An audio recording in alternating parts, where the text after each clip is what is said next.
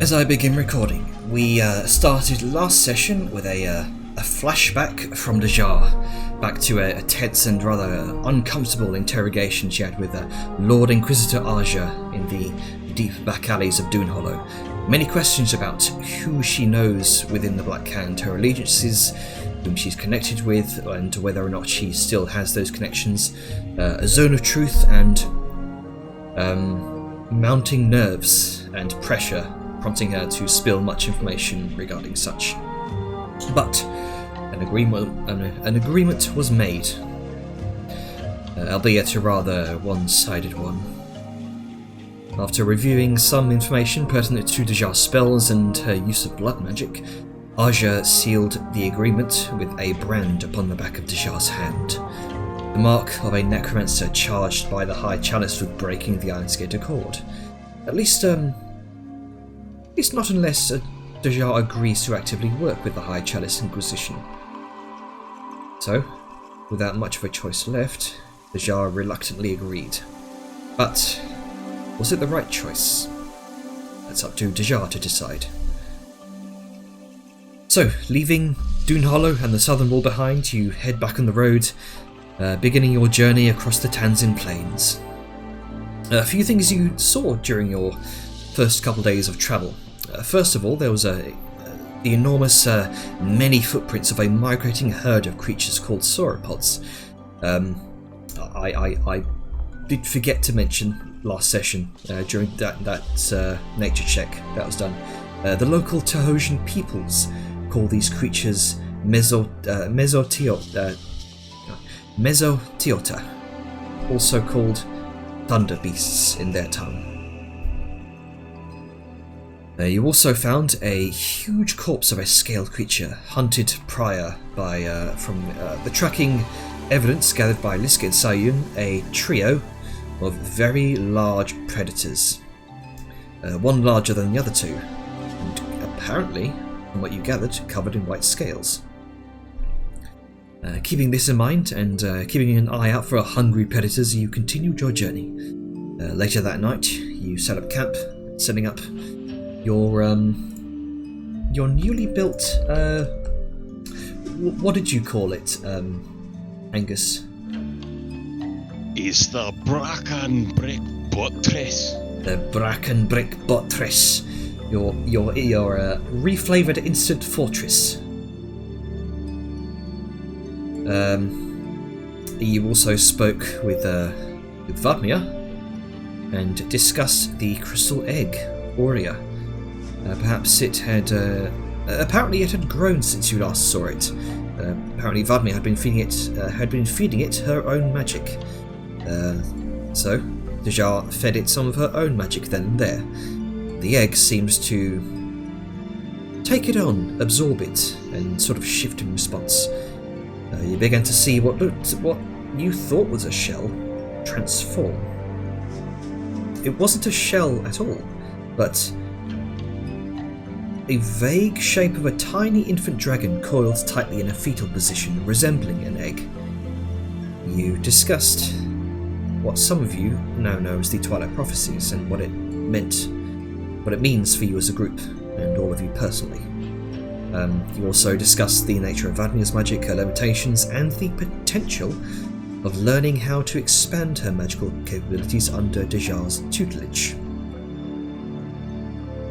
Angus attempted, after many long months, to reluctantly reconnect with the egg. But instead of feeling that sort of metaphorical reactionary kick of an unborn child's foot against a mother's belly, he instead felt something akin to the grasp of a newborn's hand, kind of tightly wrapped around his finger. What Angus makes of that is up to him. Dajar spent an emotional moment thinking about her husband, whether or not he's safe, but what her choices have meant for his safety deep within the dungeons of Hefsut's Bone Palace. Though with some misplaced, if good-willed reassurance from Angus, you decided to join everyone in celebrating your victory over the Morbog and making it to the other side. So we come back to that night, as the festivities are underway. Ales are being dispensed from the flagon wagon, Dajar plays on her harp. Always taking a little bit to load. There we go.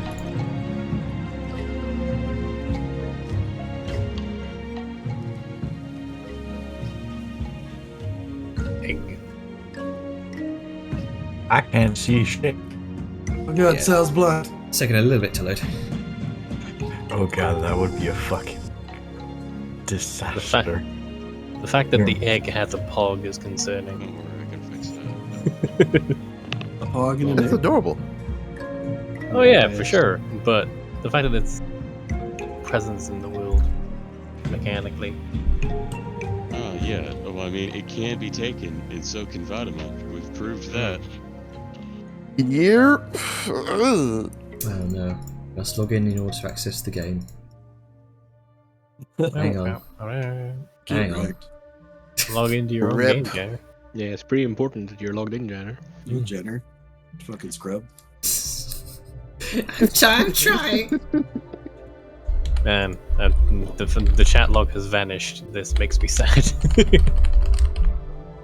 DM makes one mistake, entire party. It's bullying time. Well, time to die. Evan, do you remember where we left off in the conversation last time? I was actually just about to ask you about Yeah. that. Didn't Vellum want something from... Oh, you wanted... Okay, yeah. Yeah, that I know that Vellum asked Liska for egg because she has the portable hole that it's in. But that was a side Fuck's thing, sake. and end the Hang on. session. I'm so just gonna pause the recording here real quick. I fucking forgot my password. God damn it. Okay. Welcome back, people. Janner had a fuck up. Oh no. So, Forever immortalized. okay, so as the Jar's playing on her harp as the festivities are underway, Vellum, how are you feeling about all of this? I'm sleepy, apparently. Sorry, that was a very Apparently. poorly timed yawn. Yeah. Well, as everyone's getting wrapped up in festivities and drink and such,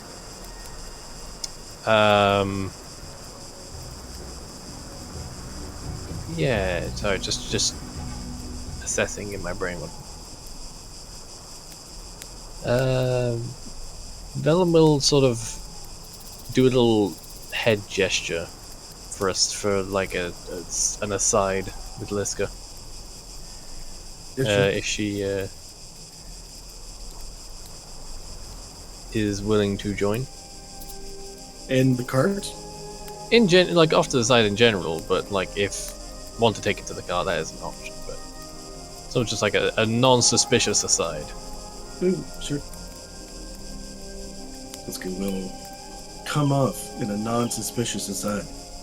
I mean, what's more suspicious, having a chat off to the side, or the big lady disappearing suddenly?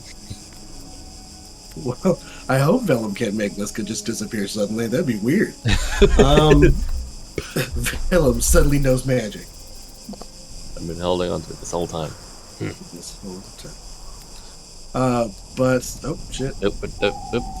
I'm just We're over here now, I guess. I'm just Like refreshing an that. instant fortress drags everyone over. Buttress is butting in. Yeah, she'll like kind of come over and just, I guess, move. She'll come over this way and just be like out in just the very range of firelight Yeah. because she doesn't have dark vision. And Oh, is this a wall or is this a dip? That's a that's dip. a dip, 5 foot Okay. dip. Yep.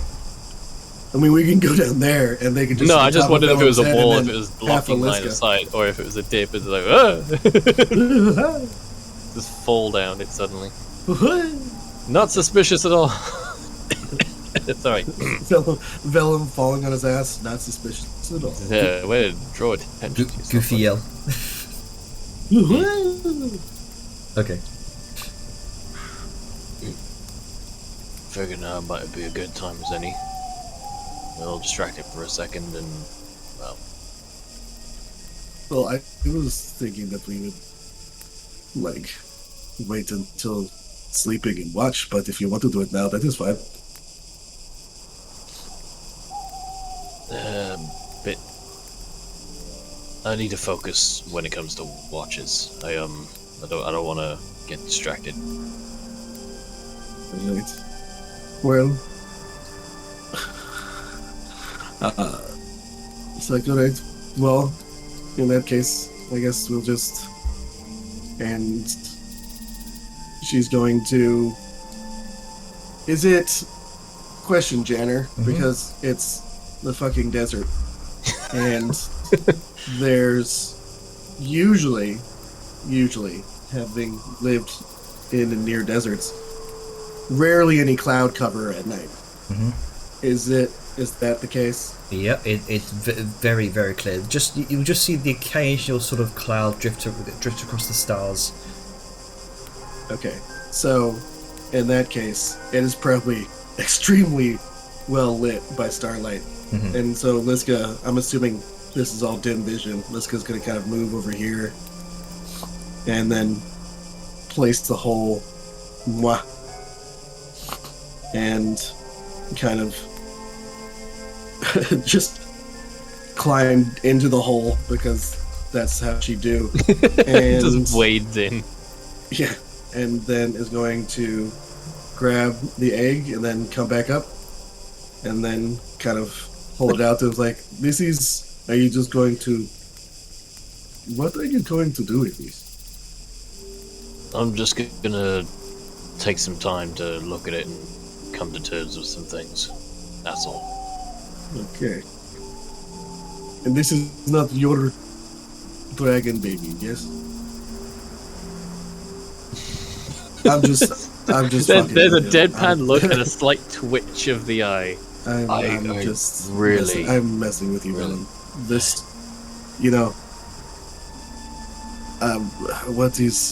what is old saying, trade tongue saying,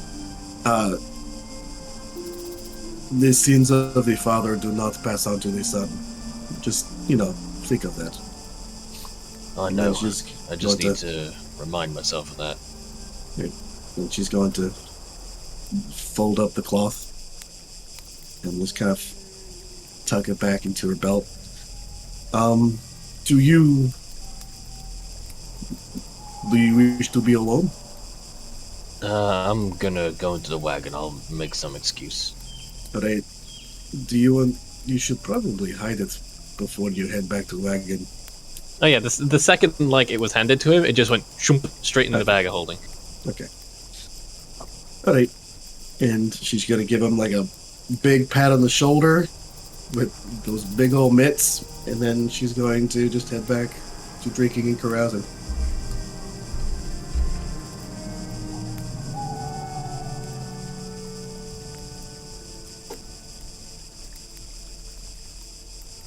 Alright. I think I'm gonna go work on some plans. Give me a knock if you need me. And he's announcing this to everyone as he's sort of carousing by.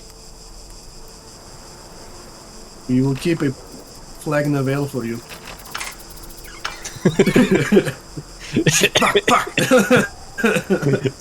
Shit, when I put the key. That'll be the window. Oh, that's well. You're right. It looks like a door. The icon No, I says put door. the door in the back. That's your. It's been a while. Okay, you get some sleep first, lad. I might. And then he'll just close the door. And when he gets in there, he's gonna just get egg out, very carefully place it on like the desk he's got set up. You see this Prop it up with bundles. this deep black onyx scaled egg. And now that you're kind of in the sort of pitch darkness here of the caravan, I would have lit a light very Oh, quickly because I okay. believe pitch darkness is one of my triggers. ah yes. So you kind of Dim light. yeah, the dim light of of a nearby candle or so, oil lantern. you kind of place it on the table there and just kind of stare at it for a moment. And you, for the first time actually kind of closely looking at this egg, you see what looks like these very, very faint kind of pinpoint motes of light that are dappled across the egg surface.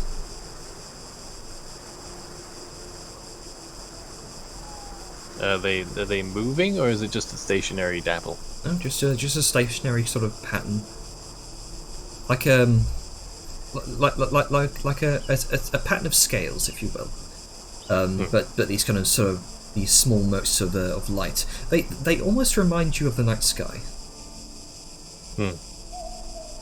Well, Vellum takes a bit at first. At first he sits on the bed and stares at it for a good while, and then he stands up, goes to approach, but then doesn't, paces around for a bit, just lost in his own thoughts, and before he finally just once more sits back down and looks at the egg. You are not your mother. You are your own being. Talon Angus, the egg isn't like... The egg has its own will. And at this point it seems like he's more talented to himself than the egg, but his focus is just laser beam on it. You will be you, if and when you hatch. I don't have any fucking clue how to do any of that, or even if we should. But you deserve a chance. However we manage that. And then there's just a long bit of staring in silence as he just stares and compiles his thoughts, reinforced by his vocalizing. Then he stands up and carefully carefully and hesitantly, not in any sort of, not just out of care for, damaging it, but also out of a slight tentativeness and fear, sort of cups it and picks it up. It's a good close look at it. Is there anything noteworthy about it upon closer inspection, or is it still unchanging? And also, does anything happen from touching it directly? I should probably ask as well. It seems relatively unchanged from when you last saw it. Aside from the sort of those patterned motes of light across its surface, which you're now taking notice of. He sort of just run his fingers along it, like along the pattern, along the texture of it. So just reinforcing in his mind that this is a real thing. It is not a concept or an unwarranted fear of concern. Feel the kind of rough pattern of the eggshell, the sort of deep blackened and slightly green tinged chitinous scales that make up its surface. A remarkable difference from the crystal egg that you've been observing out in the campfire area.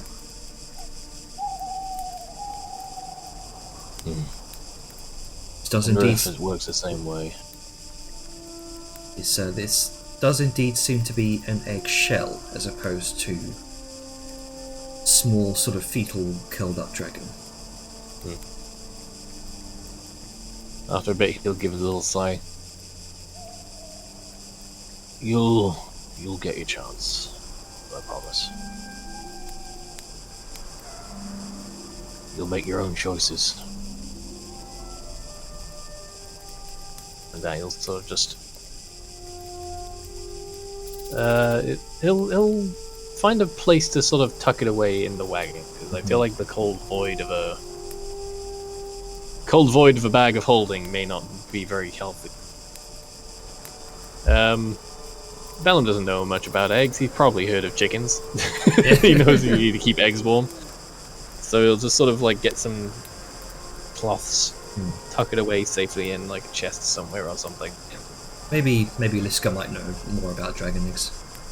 Yeah, I'm pretty Who sure knows? all of us are feeling around in the dark. Yeah. And plus, it's difficult to openly discuss. Out of character question, because my memory is a bit iffy. Who in total knows about the black dragon egg? Literally everybody but Angus. Ah, okay. There you go. I was about to say, is there another egg you wanted to tell us about? I don't think. Yeah, I don't think I know. Oh no, you definitely don't know.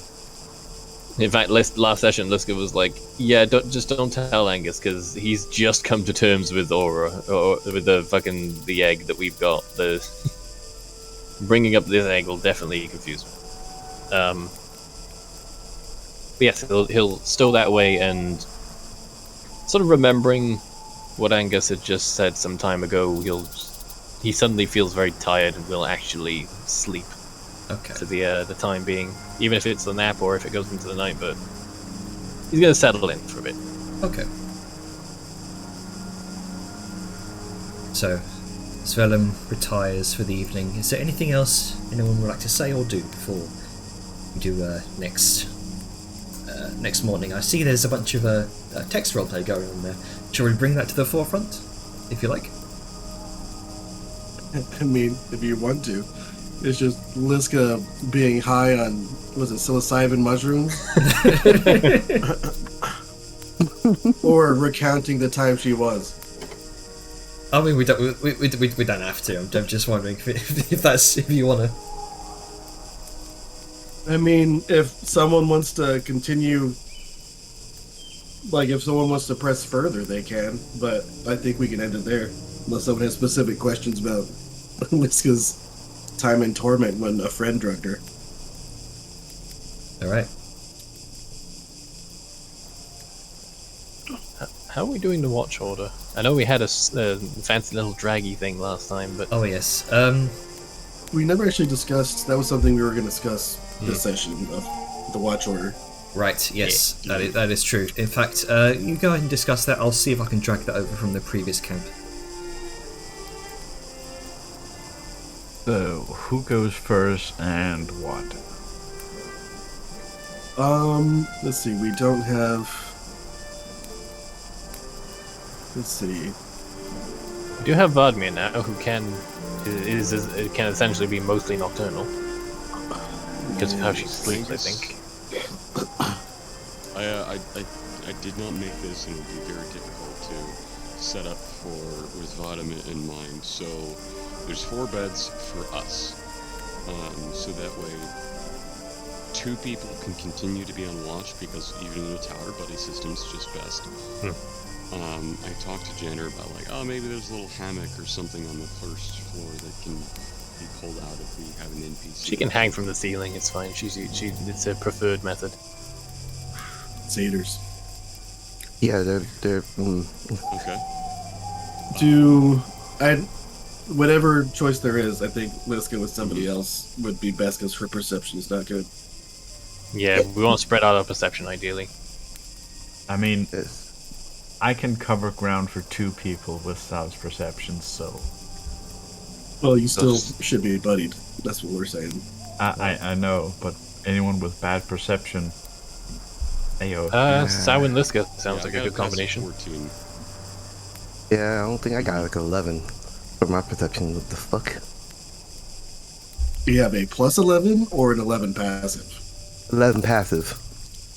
How is Liska rolling with a 15 passive, and she's like, because I feel like all the time she's been like on watch, she's done horrible compared She's to just been everybody else. consistently bad rolls. I guess so. That's weird. I think it also might just be the fact that she doesn't have dark vision. I mean, also That that. can absolutely. If it's a visual thing, it doesn't matter how great your perception is. If it's in the dark, you can't see it. Yeah, and everything is dim light, and that means is a disadvantage by default. So my actual 15 passive is actually just a 10. So right now, Liska does have the worst passive. Unless Well, Crux is we gonna have beat her. managed to. efficiently illuminate this area so it's hard to be snuck up on. Well, And there's this no side. constant pall of darkness. Does the tower have light on the other side? Yeah, Okay. it has light all around it, just for that purpose. All right. Well, I have Dark dark side, vision. there's no dark side. regardless, so I'm good for whatever time. Yeah, so 1, 2, Acclamation. 3, Oh, it's still I think. 4. I think. Hurlburt. Suddenly. Hurlburt's gone. I think Sun Gang would be a good option because then you've got a front line and a back line, Sun Gang. and you've got somebody with good perception.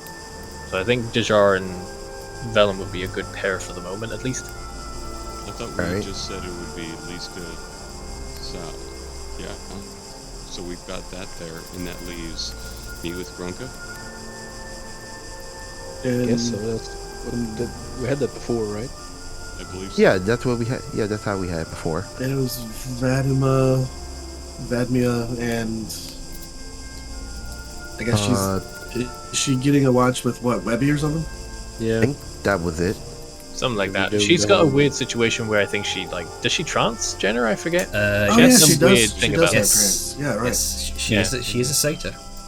So she's good to sort of do a good chunk of the night, and then Actually, you know Yeah. what? She can sleep for the first 2 watches and then triple up on the last 2.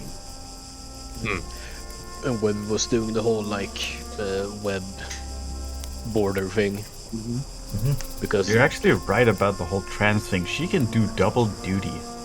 Yeah. spider Webby can do Spiders all are- duty, are and just- spiders don't sleep. Angus wakes also up. true. There's webs everywhere. Yeah, my that's the good one. choice. No, That's there's the gonna one be thing no I don't webs want inside about. this tower. Yeah, that's the If one you thing do I'm that, worried he's gonna about. set a no webby rule. No webs. All the webs. Just looks around. Why the fuck is there cobwebs everywhere? I just built it. It's brand new. All right then. So we do. Vadmia is doubling up on the watches there. Yeah. Yeah, I Yeah. guess Yeah, she's I like can- the last one. Is Yeah. the order top to bottom? Yes. Top to bottom. Okay. Yeah, because Wasn't- Grunka's got that superior dark vision, just on the off Yeah. chance we need to see further Yeah. out. Yeah, I think. There you go. And that would be in the dead of night when it's darkest. Yeah, when There you go. when it was the darkest was when we had our Incidents. whatever. Yeah. Yep. Look at us being smart. I You learn do from wanna- mistakes. I do want to say though, for anybody who hasn't been out in far middle of BFE, desert or a place with a clear sky, the stars are really bright. Oh yeah. Yeah, it's I, very I've- very dim light right now. Not obviously not daylight, bright light, but just I'm pretty sure everything is illuminated by dim light right now. Yeah. At It's least one of those full somewhat. moon scenarios You're on not- a clear night sky. You're not stumbling everywhere like in pitch darkness. You can see, you can just about see something. I can Especially see if it's a this. full moon. I can see if it's this, full and I moon, think you can. If there's no moon, it's definitely gonna be harder. been camping for so long, just Different levels looking of up to dim the light. stars is just amazing. Oh yeah. And right now there is that clear, very clear skies right now. You can see. You can't see much while in the radius of the firelight because that's. But if you were to say kind of go away from the firelight for a moment and kind of look up into the skies right now, you could see.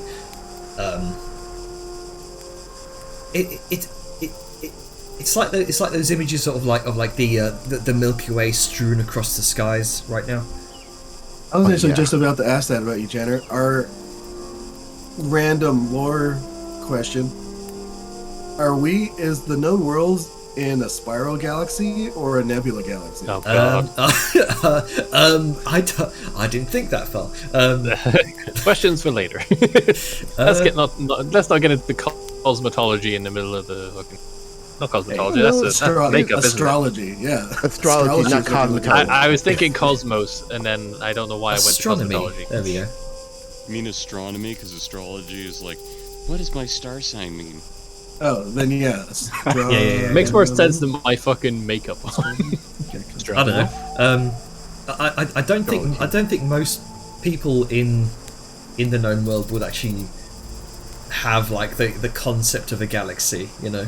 I'm not asking for character. I'm asking for me. Oh, okay. I want to know, Jenner. I mean, I would imagine it's a spiral galaxy. All right, cool. Why not both? A spiral nebula. Because you can't have those. The fantasy game. Universe is actually a cube. Lore twist: Yeah, the known world is actually in the Andromeda galaxy. You know what? I Anyway. believe that. That would be actually pretty cool. Anyway, shall we? Anyway, Oh god, yes. Dark cube world. so you kind of talk amongst yourselves and kind of gradually, one by one, you take your watches. Vellum will emerge for his watch. Yep. I'm sorry, did you want to... Your watches do go without issue. Okay. Good to know. When Vellum comes out for his watch, he does tuck egg in bag and bring it with him. Because, and like Question: is the egg visible to the night sky? It is currently bundled for warmth because Vellum equates eggs to chickens. All right, fair enough. I will say that it was visible to the night sky when this guy handed it over to us. Oh, okay. So in that case, I mean, he'll be bringing it out. You can expound upon it when that. yeah. So as you're kind of bringing out the egg, and in that brief moment as you're kind of exposing it to the air as you begin to sort of bundle it up, you do notice those tiny motes of light seem to glow a little bit brighter when exposed, specifically around whichever side of the egg is faced towards the night sky. Well, for the moment, he will tuck egg away in bag of holding. And part of the way through the watch... Put myself out here. No, I'm technically not there, but whatever. He will start speaking to Dajar in Kiteshi. Ooh. I have a strange favor to ask, sister. Alright. He looks at Vellum very curiously. What is it? I have been trying to find answers to a question with an uncertain worth. I have seen how Oria responds to magic, and I know nothing of eggs, save for those simple ones. And then at that point, he'll carefully take a bundle of egg out. And with it unwrapped, exposing it to the night sky as before. And you watch Dajar as across the top surface of the egg, a few motes of starlight begin to shimmer. You're just almost like entranced with looking at it. Wait a minute. Hold on.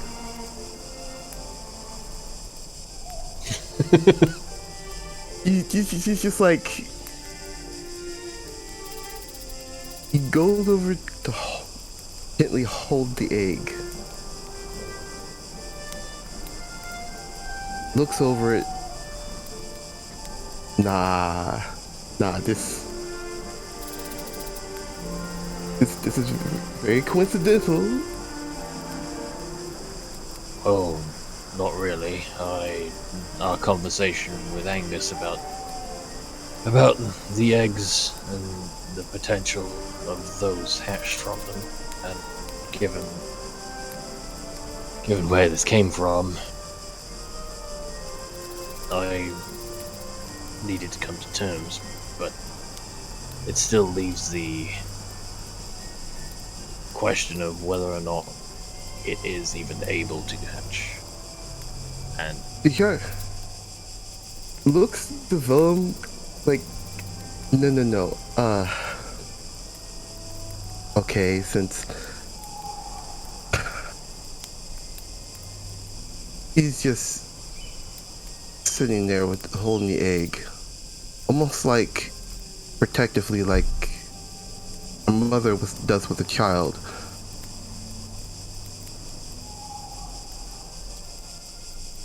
Since not many people like listening to me, Mother, I've been reading a lot out of that black leather journal, and it would seem, patting the egg down, we've came across a rare breed of dragon, the best way to say it. You normally don't see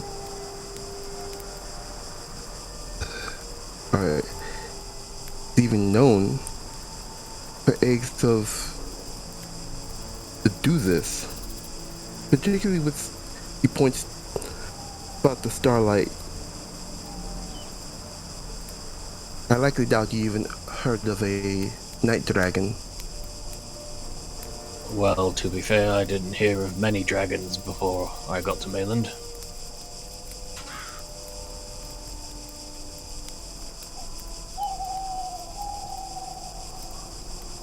Regardless Right. of its rarity, I feel, at least I can only speak for myself, that it deserves some chance at life. I don't know I'm if glad- everyone else will agree, but that's just my thoughts.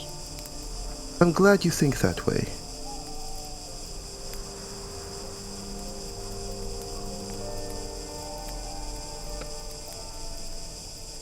Like Well, I it's, said, to Angus before, we all have the ability to become tyrants, and also the ability to be saints too. and it's not its mother.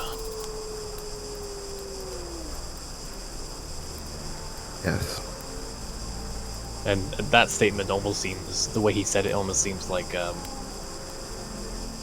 recitation. So like he said it 1,000 times.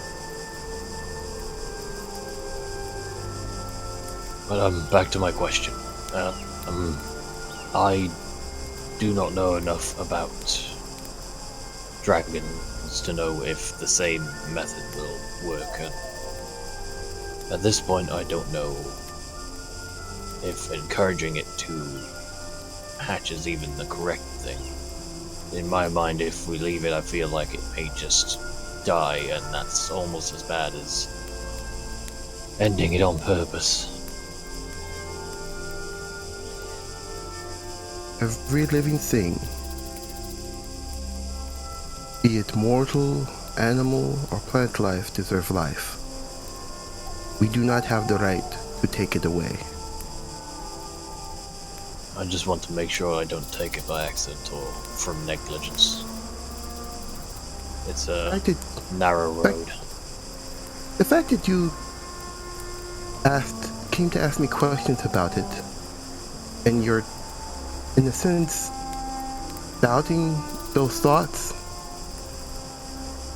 means you have a good heart.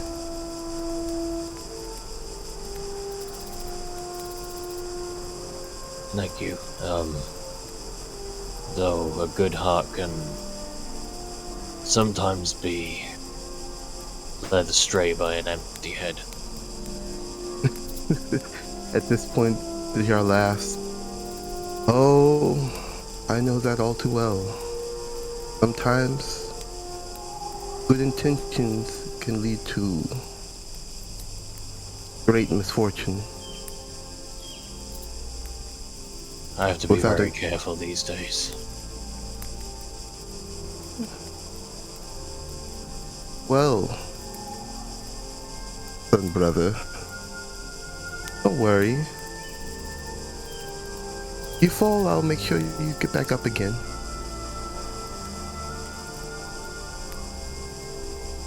He stares into the fire for a moment before finally responding. Right, do those simple magics that you do, cantrips, I think they're called. And perhaps you could attempt one of those and see if the egg reacts. At least then we'll have more to go on than bundling it up in cloths and keeping it warm. Yeah. And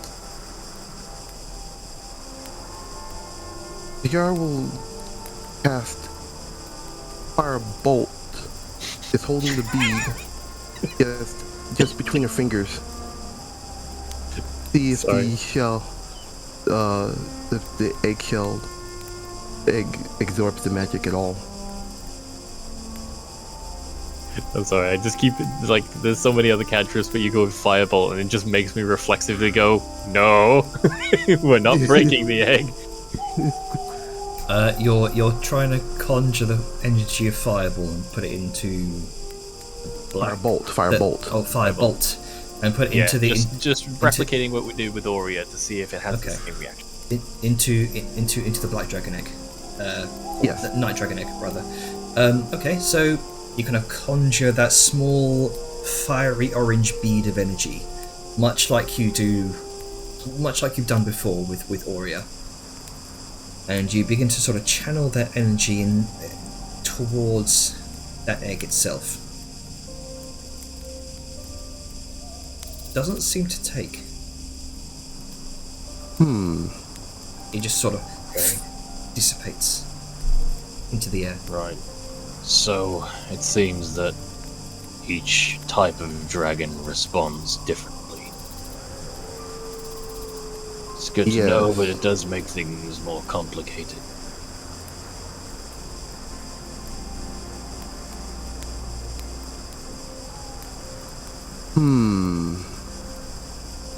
I may have to ask someone more knowledgeable about dragon eggs in particular.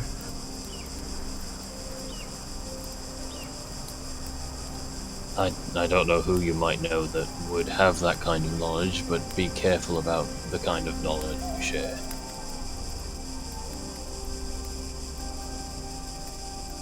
You look as Yara is thinking on how to word a question in her head.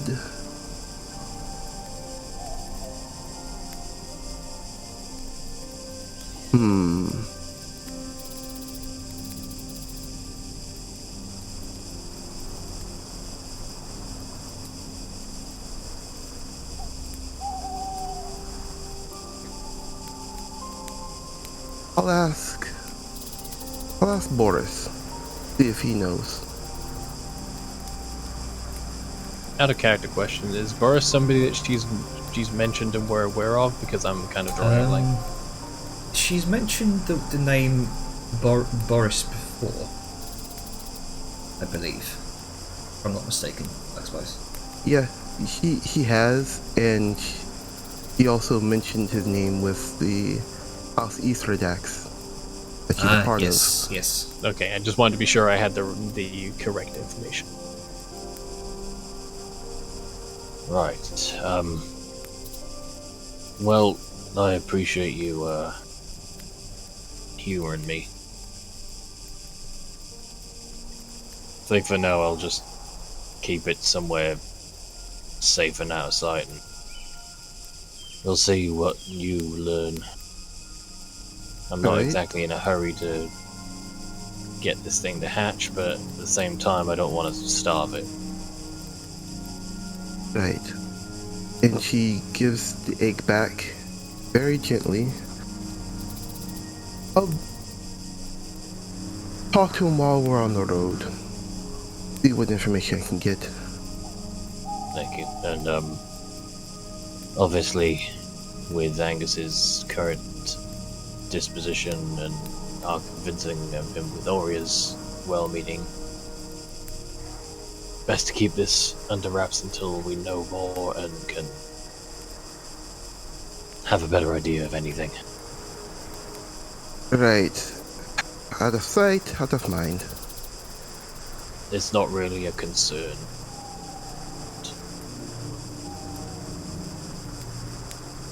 Charlotte's no. saying this mostly to herself because of the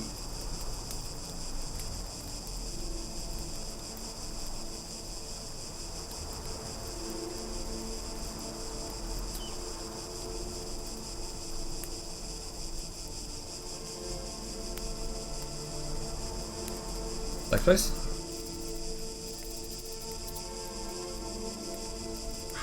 Oh no.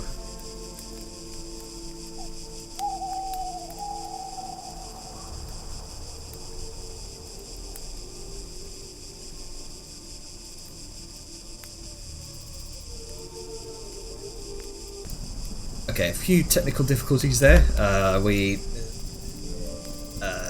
Some connection issues, but we're back. Problem resolved. Right as Grunka just brought up a bunch of harvest goods, including 6 potatoes and 1 half-eaten in his bowl. So we just found these weird lumps in the ground. They taste poison, but also good. I found this shiny rock which tastes like iron, and I found these 2 eggs. They're kind of bloody and gross and weird. I imagine this is happening during Grunka and Angus's watch. Or whenever he went out to gather. Yeah. Right. That's a little strange, but can I see those? Which He one? points to the potatoes. Oh yeah, sure. Grunka hands over the 6 potatoes.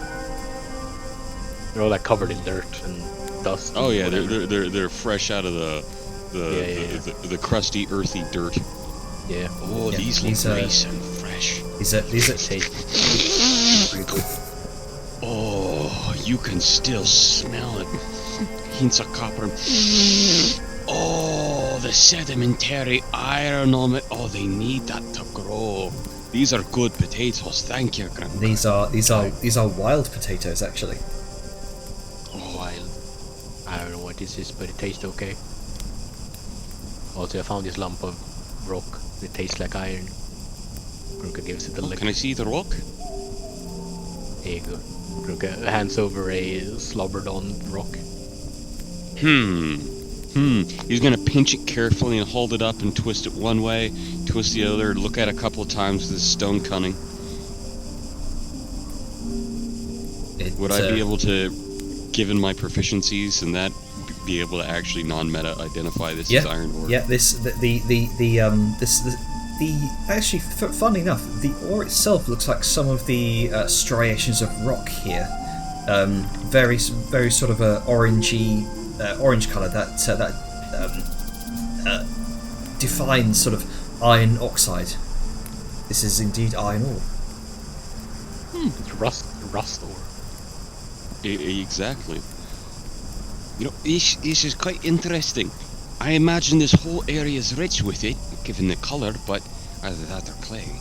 But this is actually iron. It's a pretty good size heft of it too. He kind of feels it in his hands. You know, I think this is quite nice. I could make something out of this if you'd like, or if you just want it for it is. I could brush off some of the rust to cover it with a little bit of oil and shine it up for you if you just want a shiny rock. Oh no, it's fine. You can take it. I'll add my fill. Alright. Your feel. You know what? I won't go any deeper. Do you want me to make anything out of it for you?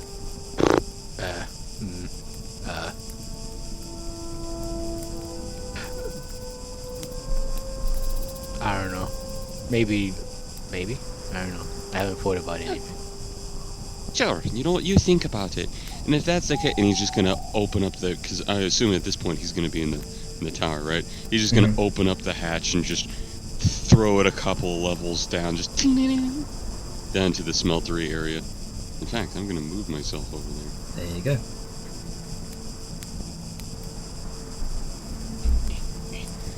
Sure. We'll make something. Why is it this way? We'll make something. Yeah. Also found these bloody eggs. Where did you get bloody rags? Oh, you were just talking about. It's how I found the potatoes. I think someone, when you were probably running for something, you just kind of tripped and like unearthed the potatoes, and then I don't know. Sure. If that's There's a lot of tracks, but I don't really recognize them. Right, well, that's not terrible then. Do you want to wash those, or do you need to keep them bloody for some reason? No, I kind of found them and thought they were interesting and brought them back. I don't really know what we could do with them. Angus, you're a rather craft-oriented person. Might be possible to sort of pick these apart for some Fibers. Yeah, fibers, cloth. Make them into linen bolts. Yeah. Do you have anything that you can use to attack a foe at range? I mean, I got. Yeah. Right, I was just thinking I could scavenge some of the cloth and I could make you a sling out of it if you want to throw away some of the heavy but not very shiny rocks. I mean, throwing rocks done pretty good for me so far. I mean, I got this crossbow and I got this crossbow and I also got this pistol that I don't have any bullets for. I also got a couple javelins. You should talk to Xiao Yun about that other one. Yeah, I think I showed it to her, but then she said it was a piece of crap. Can I see it? Sure. It's like, I think it was like a shitty gun that's like some bandit had, or not bandit, but like when we were going in the what was that town called? The one before we went to Don Olo. Cliffspire. Cliffspire, yeah. It was in Cliffspire with the bandits there, I think. You went to an underground hideout. Yeah. Yeah, it was the Little Fingers guys, right? Yeah. Yeah. I think Grunka took one of them and then he tried to comprehend one with the gun and he didn't listen, so he just shot him. I think he walked up behind someone and be like, hands up, and he didn't listen, so he just shot him as he's turning around. I'm pretty sure if I remember right. Yeah. Monkey Yeah, with that the gun sounds about vibes. accurate. Yeah. But yeah, I think it's just some shitty not quite prison level gun, but it's something that's not really made by a professional, probably. Oh yeah, it's. I mean, part of it's gone rusted now. Oh yeah, it's not been used since No.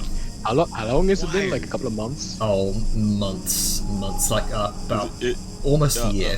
Like a year. Yeah. Wow, this Yeah. is rusted together and really is a piece of shite. Yeah, could probably throw it at someone, or I Did could this get wet at some point? How did you manage to fuse it? Grunka kind of opens up his bags of holding and look down into it. No comment. There's immediately this of just stench that comes from his bag of holding.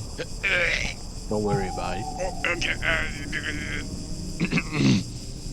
Alright. Tell you what,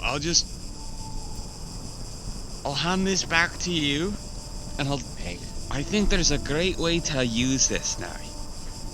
you see this metal tubey bit with a hole at the end of it that's full of shite that the bullet would normally come out of. Instead, you're gonna grab it by that. And you see the round knobby bit you used to grab? Yeah. Well, now you're gonna use that as a club. And you're gonna hit someone with it because that's all this is good for now. Could I just hold it by the holder bit and smack him with the shooty bit? Oh, Wouldn't it be the same? Not really, no. This way you got the big old knob at the end. It'll hurt more. Oh, okay. Okay. Oh yeah, I also got this blowgun. 4 of them actually. Why do you need 4? And also some trays and sleep darts. And sleeping dart. Actually, no, that'd be And some useful. normal darts. Yeah, I think Okay. I tried to use them on more than effects, but it didn't work. I missed. I understand. You have a schmarzigwarg of shite. I do have a lot of stuff. I might have a bit of a problem, I will agree. But I will How not would you bury be myself. interested in recycling some of the stuff that you have but don't really use or want but don't want to get rid of? And maybe I try and turn it into something nicer. Maybe instead of 4 little blowguns, we can make one very large blowgun tube thing, and instead of shooting little darts, you can make something bigger come out of it.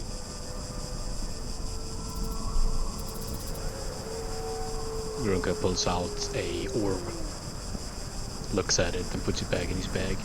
Yeah, could probably do that. What does the orb look like? Nah, it's just an orb.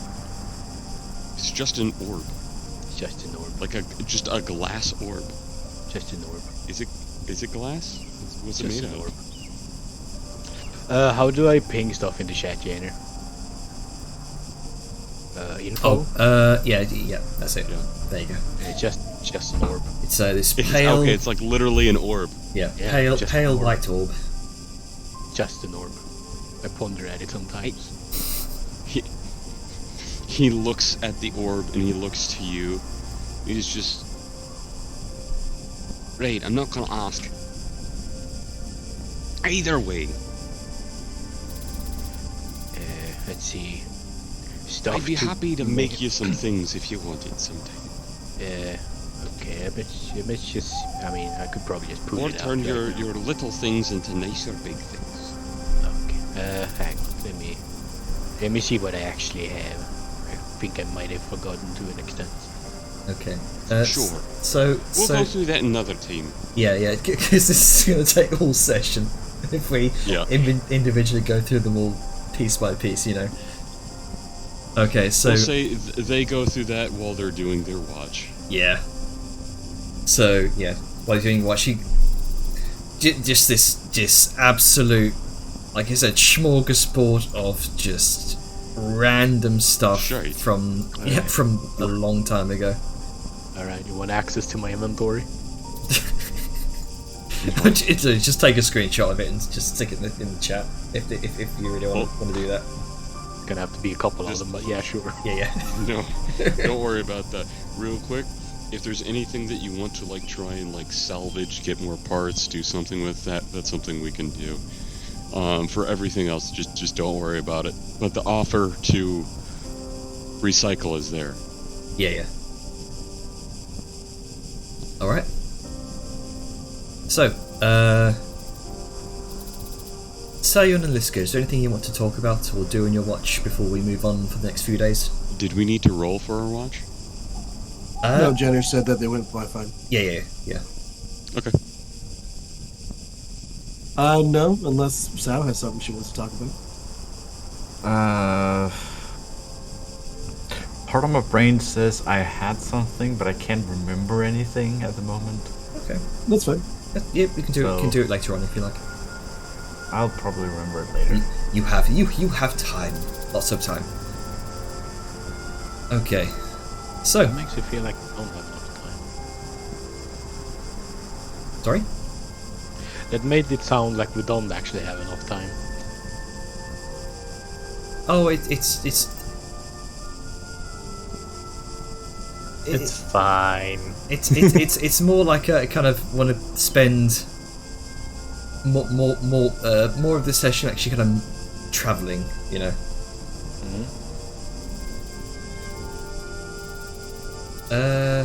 Okay.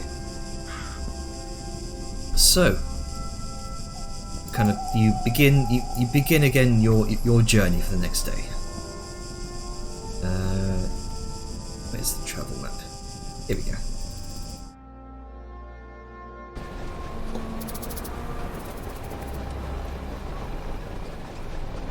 On the road again.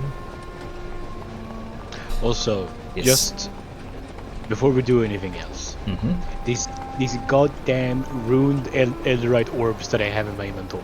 Did I give that to anyone? Yeah, you were supposed to give it to me, but I only have 50. Okay, because I have 101 and they're burning a hole in the Please, yeah, There trade you with go. me right now. Okay, There I have go. Thank you. 101. Dang. All of the ruined Aerodite orbs.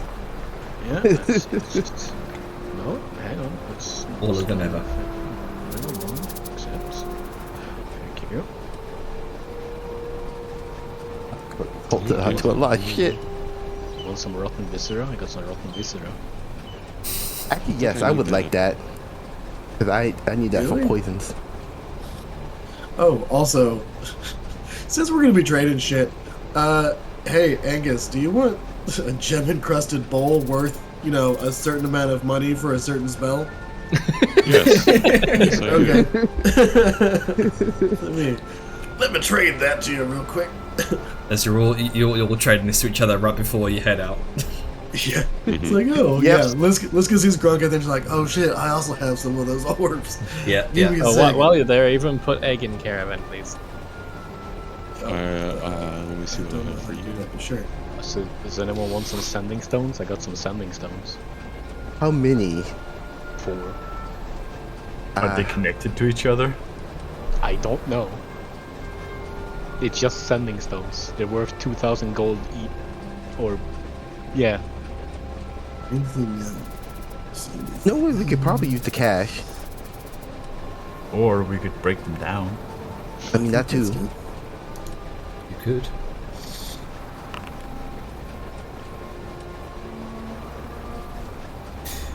Don't mind Okay. me. That's my morning task. Oh, right.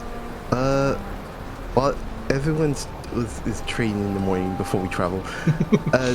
Zahara is going to come up to Liska and Vellum, asking,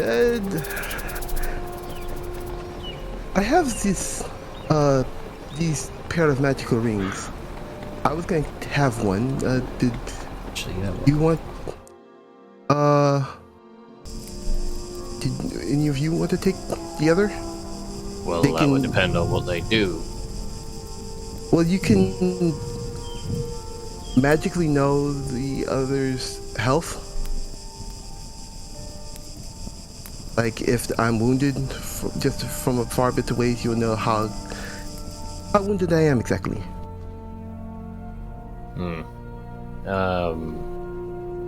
They don't need a 2-minute range, do they? Nope. Well, I figure I might be more flexible in the fight. What do you think, this guy? I figure you'd be getting the attention and keeping people where they need to be, and I'm able to bounce around a bit more. Does that make sense? Yeah, that makes sense. Like, I guess the thing I am curious about is, like, do they confer any other benefits aside from simply being able to tell if you are hurt or not? Let's see. Because, like, Believing- at any point in time, if I can just look over and see that, oh, hey, you're not doing well, do I really need a ring? Yes. Like, I can understand if perhaps we are in, Also if we are separated by some distance. Also, like, conditions as well as too, like maybe if you're mind controlled or poisoned or I mean, sure, like, Again, Vellum is a very swift individual. I am sure that it would benefit him greatly to be able to know the status of our magic users. Or at least one. Good to know I Okey-doke. was making some kind of sense. I guess I'll take the other one then, Joe. Okay.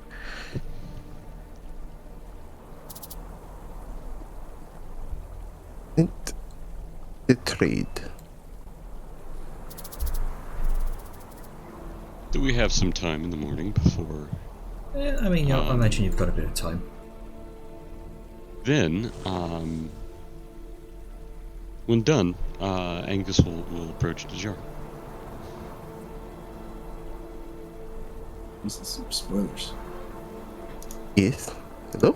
Jesus, you didn't have to send me your entire inventory. Oh, That's that's just, just my let me know. Let me know what you want to recycle. That's just all. That's His all. entire inventory. That's just my bag of holding and my loot. I still have stuff in my my consumables and other shit. Oh my god. This is light. It's me. Fuck do you mean this is light? Oh, it's just a light packing. Okay. Alright, so Yara sees Angus approach. Hello? Yes? Are you all done?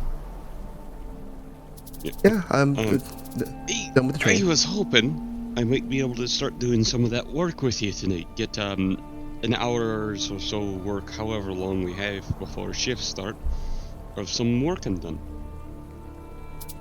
Right, Sure. I'd forgotten. No, it's fair. You did help me. You know, some. You know, what with the enlarging and whatnot for this, so it'd only be fair to take that time off. So let's see, it was about 10 days rounded up. So I'd leave about 8 days of work left, if that's fine by you. It would work fine. Keep my mind off of certain things. How long generally do we have at night for crafting? Was it the 4-hour increment? Yeah. Or was There it you 8? Or was it 8 sleep, 8 travel, 8 craft? Is that what Yeah, was yeah. going Yeah, I on? think they did 888. Yeah. Just to Okay, keep then it we can simple. get a full work day in. Yeah. That 8 is split up morning and afternoon, I think. Yep. Something. Yeah. 4 in the morning. 4 in the 4 morning. There you go. Perfect. Perfect. Then, when would you be perhaps free to start?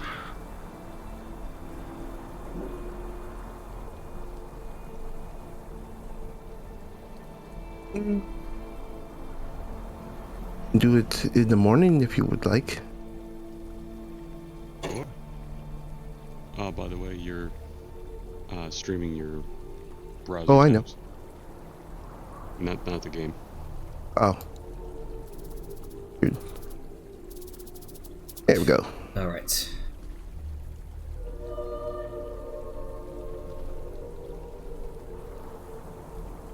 So, No. Run how to whisper in Foundry. You're not on the Foundry. I think it's page. /W name, but don't quote me on that. Yes. It's just, that's you. Oh, I do a Yeah. test just to make You see sure what it's I mean? working first. it's weird. I just want to let Yeah. you know so you're not sharing your private information. Damn. Yeah, just /W space name. There we go. Well, would you have time to start things this morning, or since we've done some stuff here, do you want to start tonight? How do you feel? You know what? We can start tonight. There's no harm in it. I'll be Fantastic. able to sleep in the wagon while we travel. It shouldn't be too much work.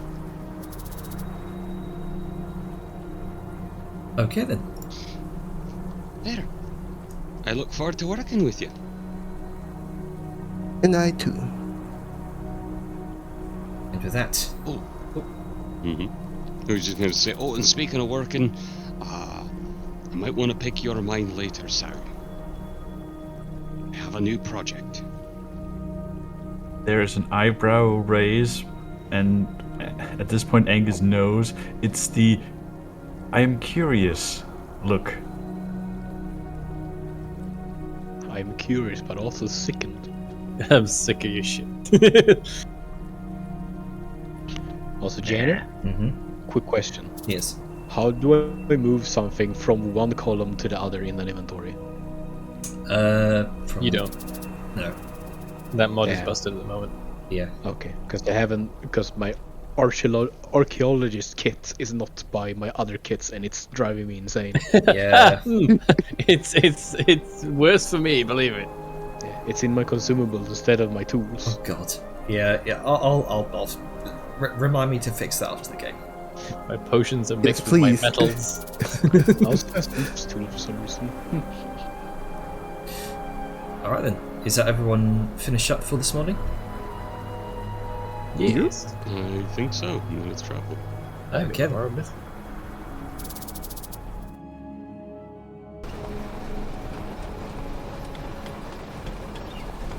So, continuing on your travel for the next day. The- Quick background note, Janer. Yes. While we're on the road, don't have to like make rules or anything. I figure it's just the background teaching of a skill, whatever the rules are for that, with Vladimir and learning to drive a wagon. But I wanted to say that will be happening during the day as we go. All right then. Carry on. Vladimir is going to make another animal handling check, with advantage considering she got nat 20 last time. So she's rapidly learning. However you want to play it.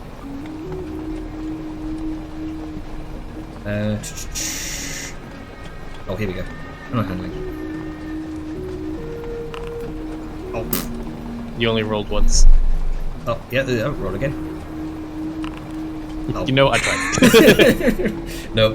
I I tried. said no. So, Vladmir's not having a good time. She's trying to desperately apply what she learned yesterday when it comes to trying to control Bastion, but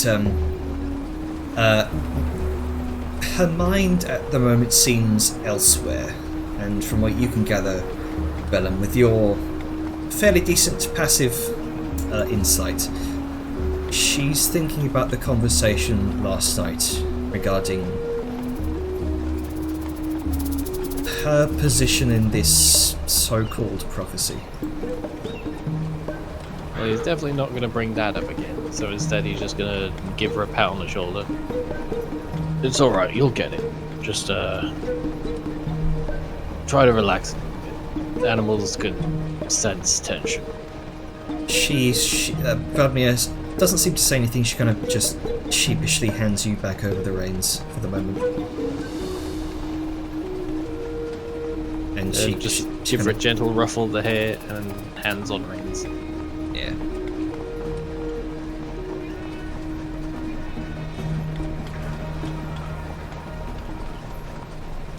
So, as the day continues, the winds grow harsher. Gouts of dust are kicked up from the winds and shower your convoy, forcing many of you to sort of gather what cloth you can, what cloth you can as sort of improv masks to protect your faces. The day after isn't much better. So we've been travelling two days so far. How bad is this kick up of sand? Well, as it is getting worse. Okay, well, if it's when it initially starts and goes longer than like a good hour or so, obviously he's going to put his face covering up, but he is going to let Vladimir use this. I hate that I can't ping the information. How the fuck do I even do that? I want to ping it so it has the info. Is that it? There we go. Holy shit, you can emote react. No, please. Oh, can Emotes you? are already cringe. Yes. Got the survival mask. I was, Please, don't make this a thing. It's I so was, I was wondering when people would discover that. You didn't tell us? for this reason. Also, survivalist mask. Damn, that's cheap for what it does. It's really useful. That's why I bought it immediately. But Vellum's got his clothing that's suited for this kind of, a little bit for this kind of weather, so better that Vladimir, who isn't really prepared for this, has it. Sayun, you notice on the western horizon what looks like a large, looming, rolling orange-red cloud that seems to be heading in your direction. How tall is it, based on distance? If I hold up my thumb to it. It looks quite big. You're a smart person. Actually, you and Dejar would recognise this as a sandstorm.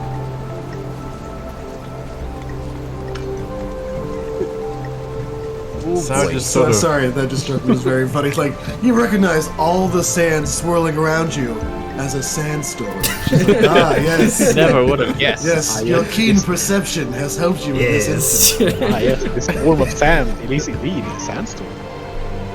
Meanwhile, Grunk is like, oh, sherbet. Sao just first makes Angus aware of what's coming, because they might need to bunker down this buttress. Just close all the hatches. Angus, I don't mean to alarm you too much, but it seems that the ground has revolted and is throwing a lot of dust in our way. And by that I mean there's a sandstorm coming. Oh, that explains why I can't fucking see through the sand. Yeah, It's like snow, but gritty and abrasive. Oh, it's going to get worse.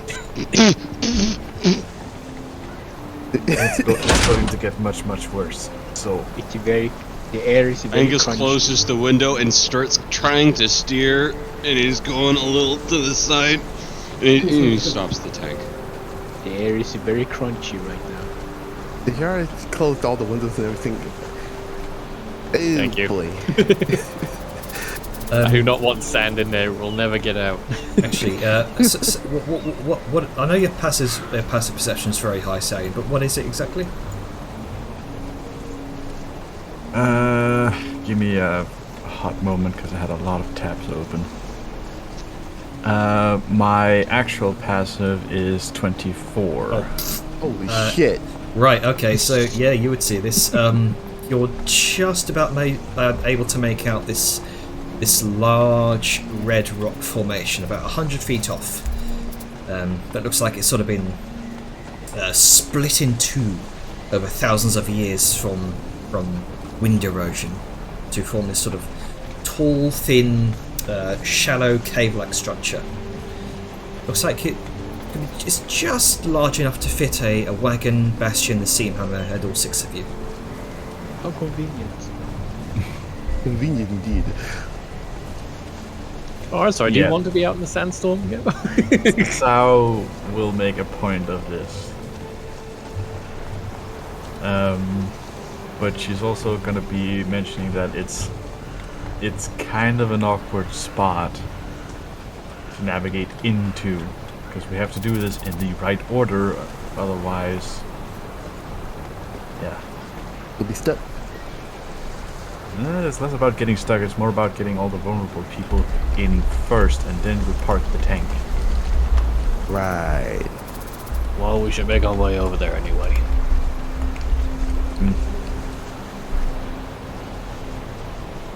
Balaam! As he calls out over the earring. Yeah. Give someone else the fucking reins. I need you to navigate to the front. You're the only one that knows how to go through all of this. I think, yeah, I remember Velen's the only way. You know what? Time to shine. He's gonna turn to Vladimir after conferring with Angus. Vladimir, I need a big favour from you. She kind of looks to you while wearing this survival mask. It's this strange visual. The It small, looks doofy as shit. yeah, I small imagine. child wearing what looks like what could equate to like a sort of plague mask aesthetic. Nah, Now, I know this is going to be hard, but Angus needs me up front. So, do you think you can keep this straight and follow Angus? I can try. Alright, you got this. I believe in you. Okay. Yara, He will hand the reins over. Deshara, I'm heading up front. you need. Oh, Aaron, you need me up front. Keep an eye on Vladimir. She can do it. She just needs the support. Alright. That man's gonna hop down and swoosh his way over.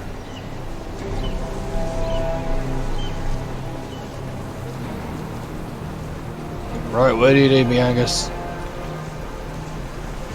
Sorry to say, but I can't see through this storm.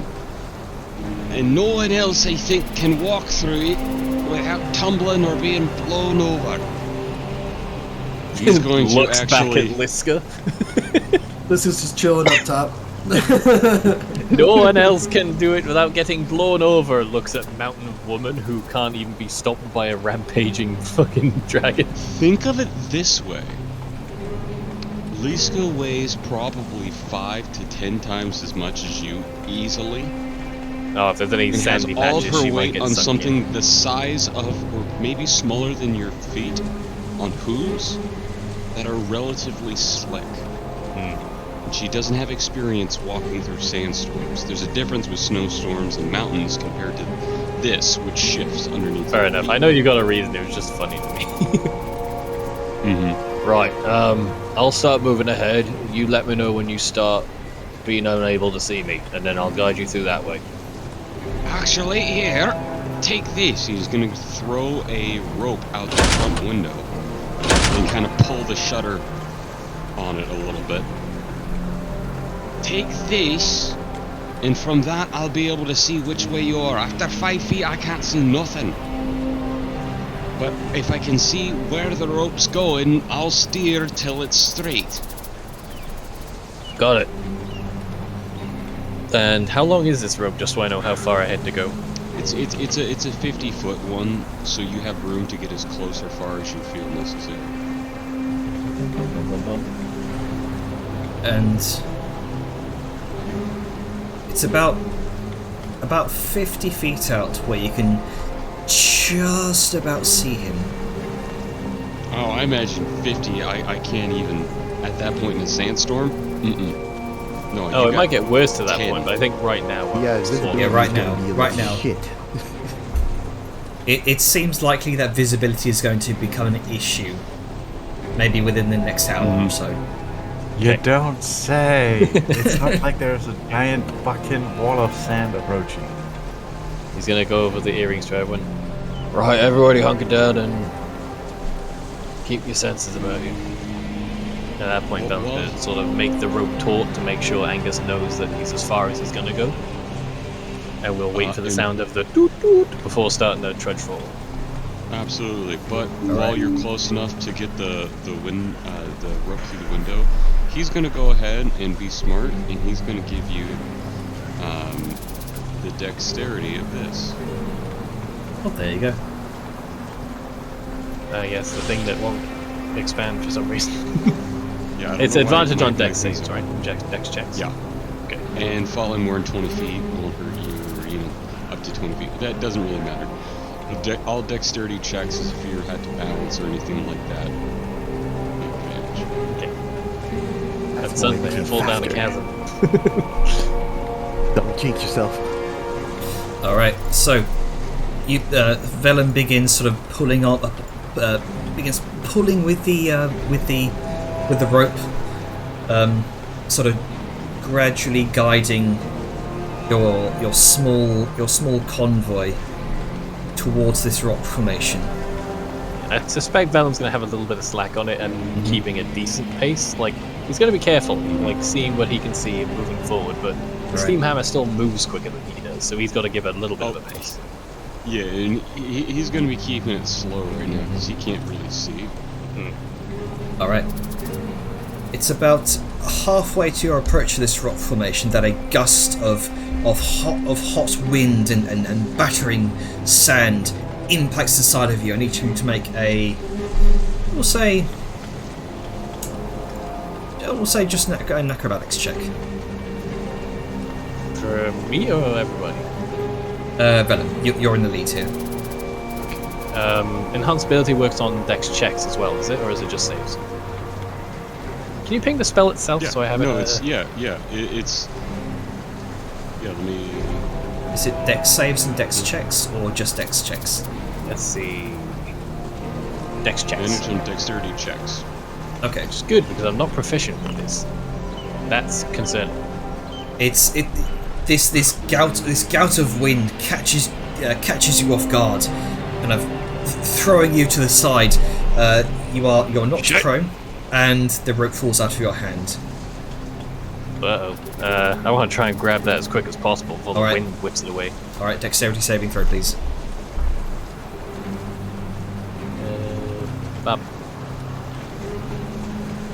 Actually, you know what? No, we'll just make this just a dexterity check. It's done the roll, Jenner. But it's come up with a prompt for me to use my shield, which doesn't apply here. No, so just click X off of that. Okay, there we go. Oh, well, either way. There you go. Either way. Yeah, it's like he's been so used to marshlands and cold climates that now he's back in sort of his element. It's like, well, shit, I gotta get readjusted to this. You rapidly get my desert legs back. You rapidly scramble through the dirt and see the rope as it's about to be blown off to the side, out of view, and you grab it. You have to seal back up. I'm gonna tie the rope around my wrist. There you go. Clearly not underestimate Tansian Sandsalt. Okay, so you will no longer need to do checks to hold onto the rope then. Yay. So you continue on your way about 20 feet towards this sort of small, shallow gorge. Another battering of wind hits you on the side. Make another acrobatics check. 23. You are unaffected. You now know how to sort of fixate your stance to expect such events. And eventually, you guide this this caravan of Angus, the Steamhammer, all the rest of your teammates, and the wagon into this rock formation. Right as the worst of the dust storm begins to descend upon you, as this thick wall of obscuring sand and wind kicks up outside.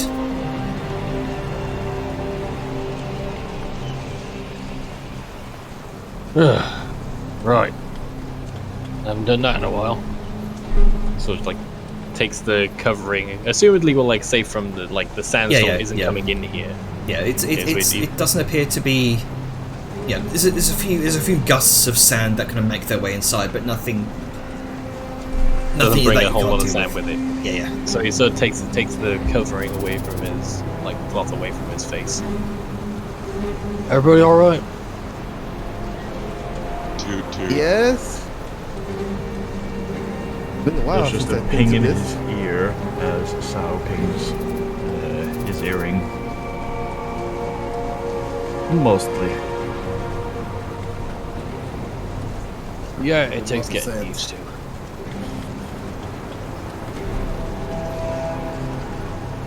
All right. And I suppose depending on the size of the crevasse we find ourselves in, we orient ourselves accordingly.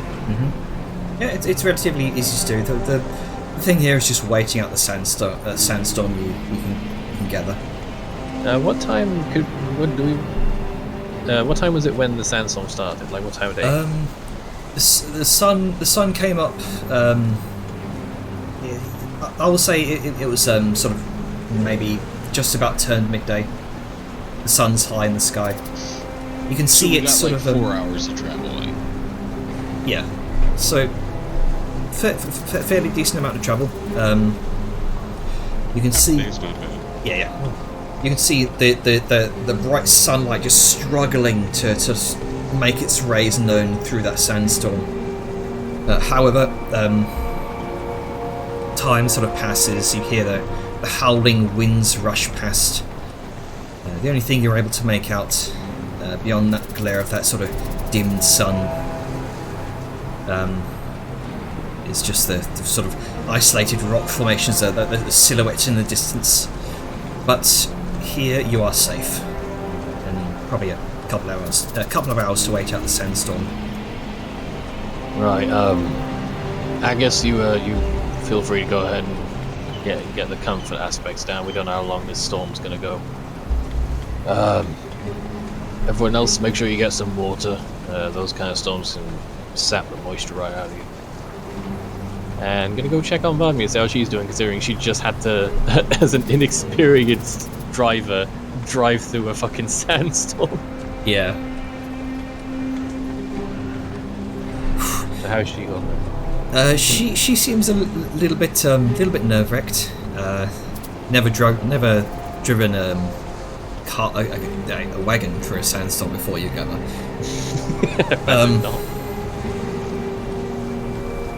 Although she, I don't know, it's difficult to describe. She again seems sort of lost in thought, both at her new surroundings and some earlier conversations had a few days ago. But she generally seems in higher spirits. As he approaches, he just sort of gets her attention. You should be alright in here, you can take it off now, but keep it on hand just in case, yeah? Okay. And with that, she kind of pops it off. That was a great job, Maddie. You really, really pulled through there. Yeah. I am sorry. I little bit distracted. Hey, why are you sorry? You just pulled that through a very nasty sandstorm. And you don't even come from this kind of environment, so that's a big deal. You know what? Vladimir did. You sure did. You did great. Now go get yourself some water and have a rest. Okay. Kind of gives you a hug, makes her way off. Now sort of looks odd. She's sort of checking her stance and kind of not looking anywhere, just sort of listening. Am I the only one who feel like there's thunder? Oh, thunder? How do you mean? Like a rumbling? Yeah, but it's also coming from the ground. Jainer. Mm-hmm. Would I have heard? Well, I suppose Dejar might be able to know this or not, but does this sort of phenomenon match anything we know from the more deserty, sandy regions we hail from? No, you would have never heard of thunder during a sandstorm. But like rumbling with the ground. Nope. Okay. Hey, Jen, I have a question for you. Yes. Can Liska, now that Savis pointed it out, feel the rumbling?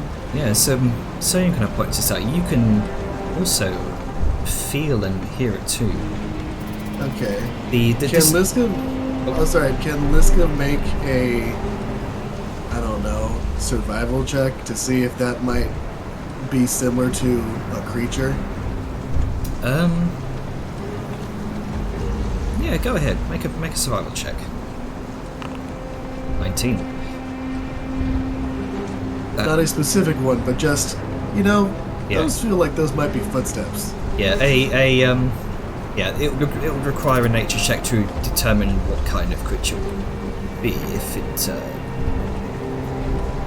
But yeah, with the 19 survival check, as you kind of place your hand against the ground, sort of side of your head towards the sand, doesn't sound like thunder. It's almost rhythmic. Might be a creature. I get a sense of how big the creature might be if it's causing, tremors in the ground as it walks. You've hunted your fair share of larger creatures before, and you always know what to listen out for. Whatever is making these footsteps is enormous.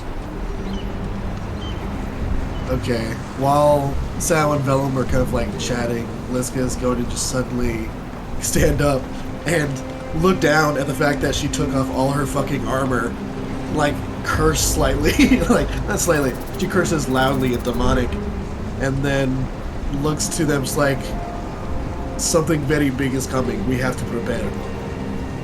If it's looking for shelter, it'll probably come here, this is likely well known. Shit, alright, And she's gonna start trying to put her armor back on as best she can. Oh, shit! Which way I have to be able to point the tank at?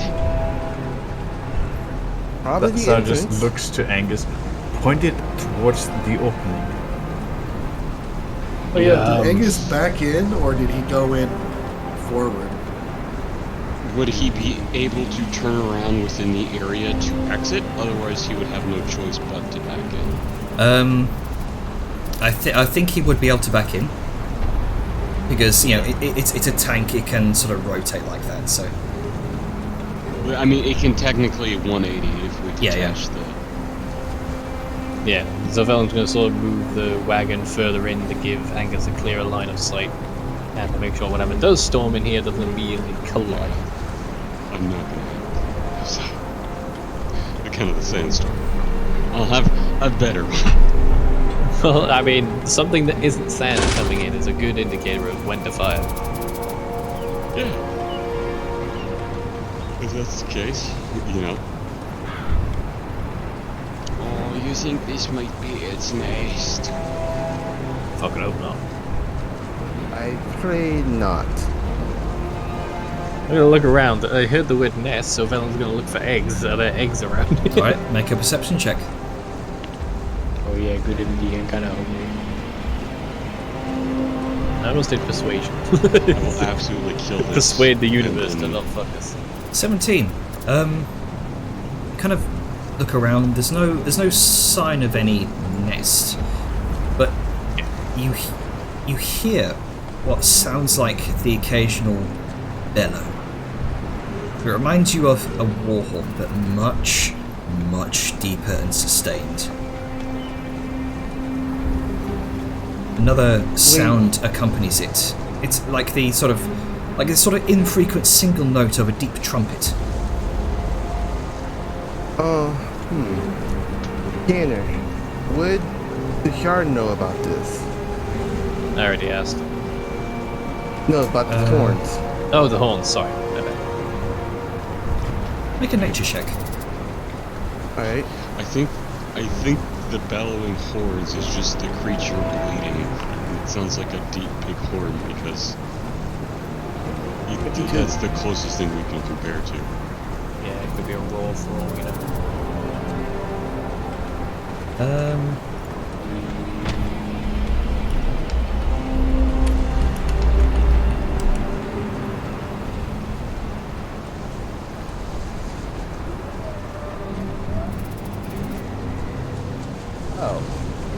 Okay.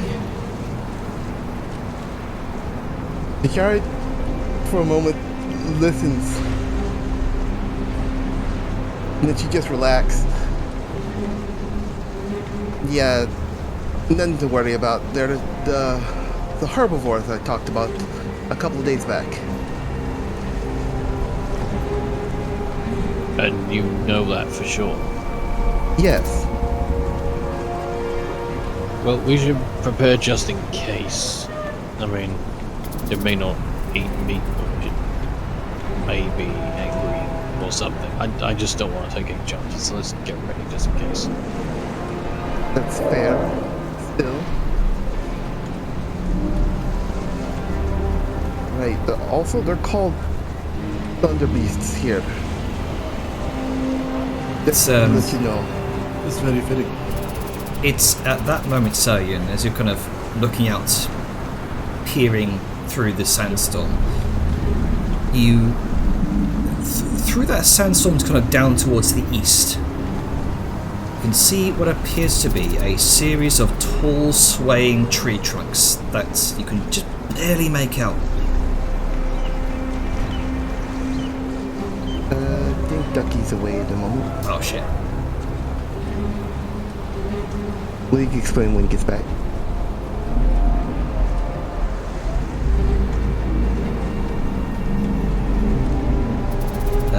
Who else has got high passive perception here?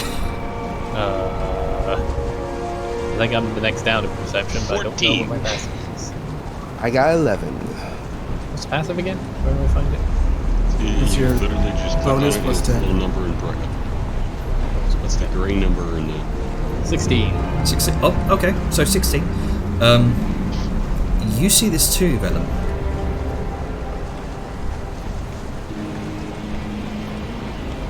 So describe it again for me. A series of tall, swaying tree trunks that you can just barely make out. Are they stationary or are they moving closer? They appear to be moving closer. Can trees walk out here, or is it some of them thunder beasts that just look like trees? Those are the Thunder Beasts. And you start to see something emerging through the storm.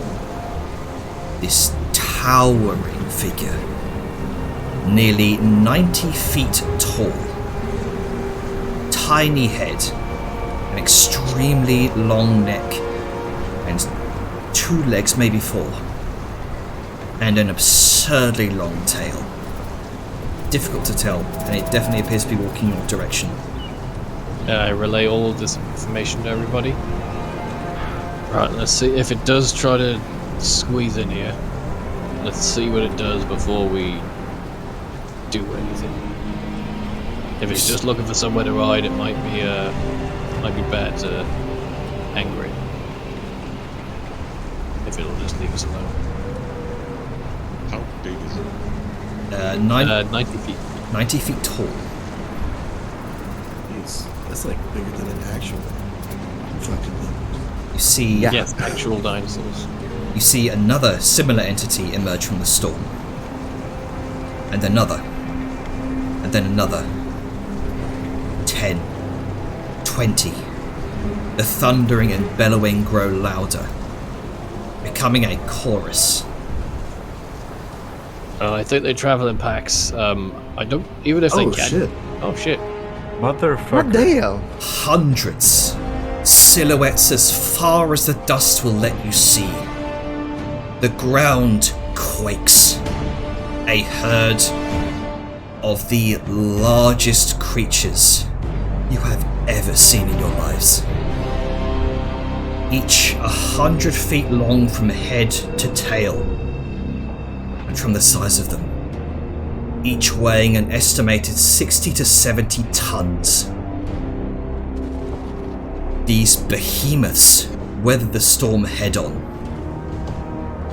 A migration of titans.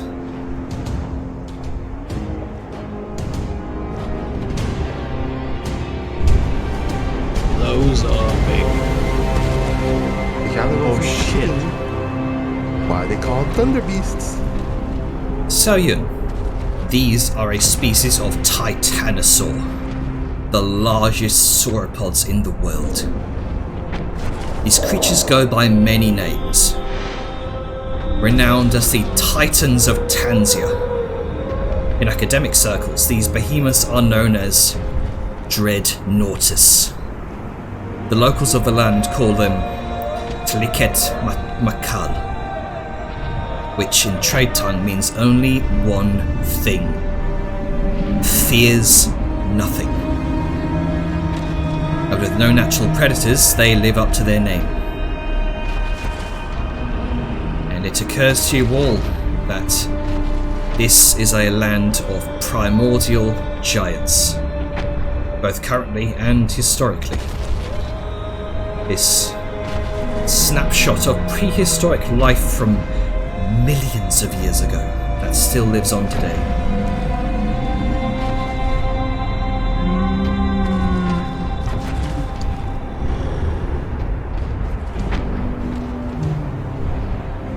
Thou just slowly side looks over to Liska. No, you're not getting one. I mean, understandable.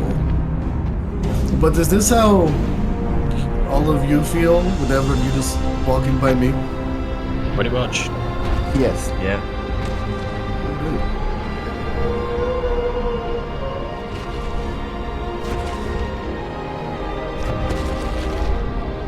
Hundreds of these creatures pass you by, from the gargantuan elders to the smaller young, until eventually these monstrous creatures disappear into the storm beyond, and the sound of thunder vanishes with them.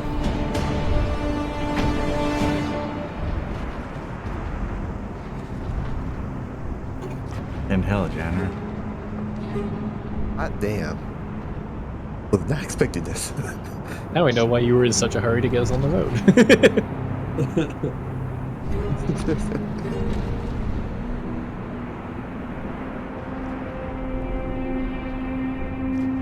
Another hour goes by.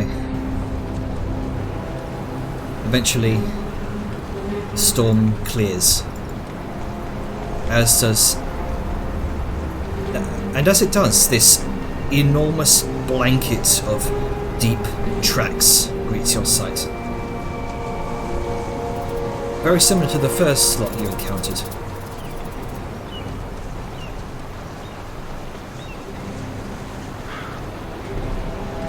Just gonna ask, does their footprint or stampede trail have it caved in like the path? Or is it so compacted? It's very... It is compacted the dirt to more solid ground than it was. Surprisingly, the stones seem relatively unharmed.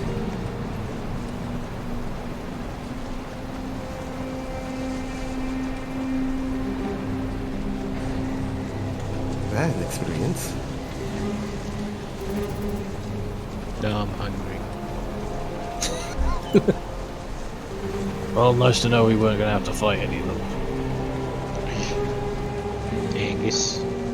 I don't know how to feel right now.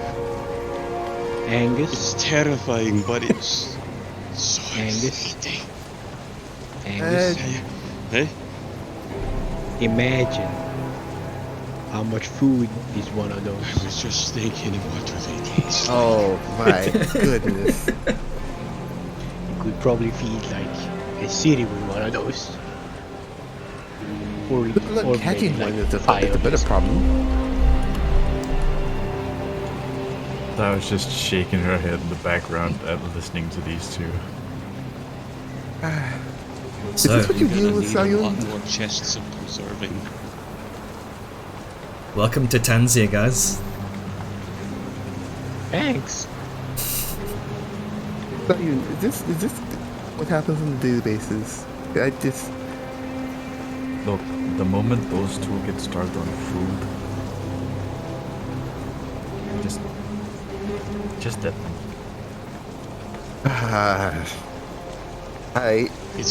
It's not even just the food of it. It's those are massive. I've never seen anything like that creature, let alone its size. Well, there's more than where those came from. I'm shaking. Look at me. This must have really been what it felt like for the first kin to go out and see new things. Grand adventures. Let's just hope we don't run into, the best way I can say a living tank. Thou just looks to the steam hammer. I literally just made it. No. Imagine a lizard, but almost harder and more armored than the tank that you just built.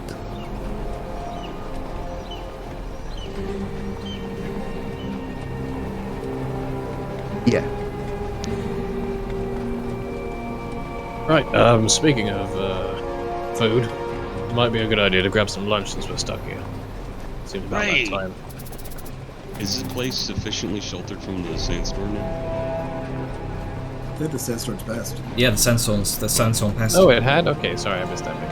Yeah, like I was saying in Discord, like they're so big they actually create a sandstorm as they migrate. I saw that. The forward air pressure.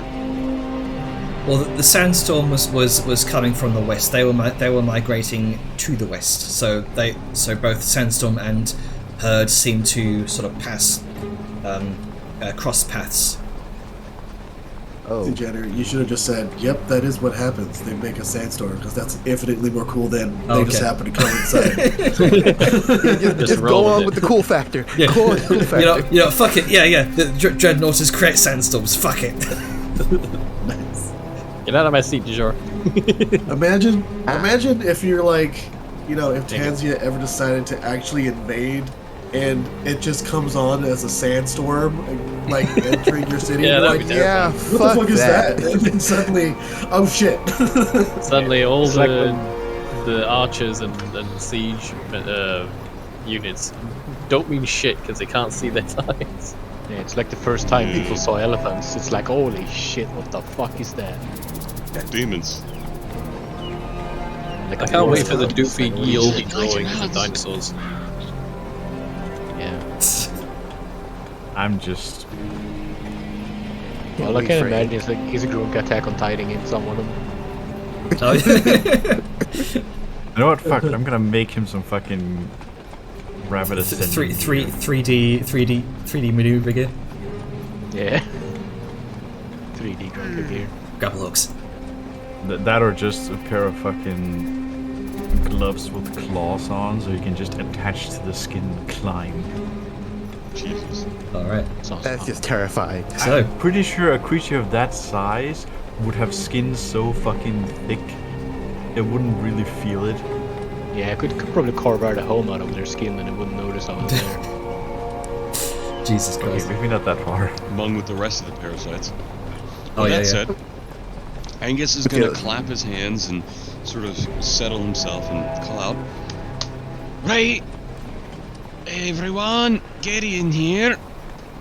We've got a lovely spot if we want to stop at only a half day's travel, which might work well. Let us catch up on some crafts and compose ourselves and the like. If anyone needs to do anything, we could get back on the road, but I want to give them their space. So I don't want to do that. I would like to take a half day. Who wants to take a half day and celebrate not dying in a sandstorm?" And he raises his hand. Oh. Sure, I'm on board for that. Sao kind of raises her hand, but would also add to the whole thing. Yeah, I think it might be a good idea to go over our inventory, because Sao just looks in the direction the giant monsters left. We should probably take note of what we have. Yeah, it might would indeed. definitely be a good idea. Okay. So is this just sort of time to do some crafting, or would you like to do some roleplay here? Roleplay. All right. It's related. Anybody have anything they want to go over first with roleplay? Because I do have a thing planned. Mostly, I want to try and figure out how crafting works. As in, how I start a craft and keep it going and stuff. Oh, okay. Oh, okay. Some mechanical questions. Yeah. Other than that, go for it. Okay. Then, while they're stopping and everything's starting to set up, I'll call out, "Oh, Liska, would you help me put up the tent?" Sure. Are we not going to? Oh, I guess there's not much room to put up the buttress. Okay. I can use it as a choke point up front, but I like to use the tent now for a cooking place. I'm thinking of about course. turning it into nothing but a nice dining place, you know? A lot more cooking area, but also a lot more eating area. Just kind of like a pop-up kitchen. Exactly! Mm-hmm. And speaking of pop-up kitchen, it's very weird, because he's been able to clap his hands and cast spells to assemble the tent. But this time he's specifically calling out to you to bring you over to help him.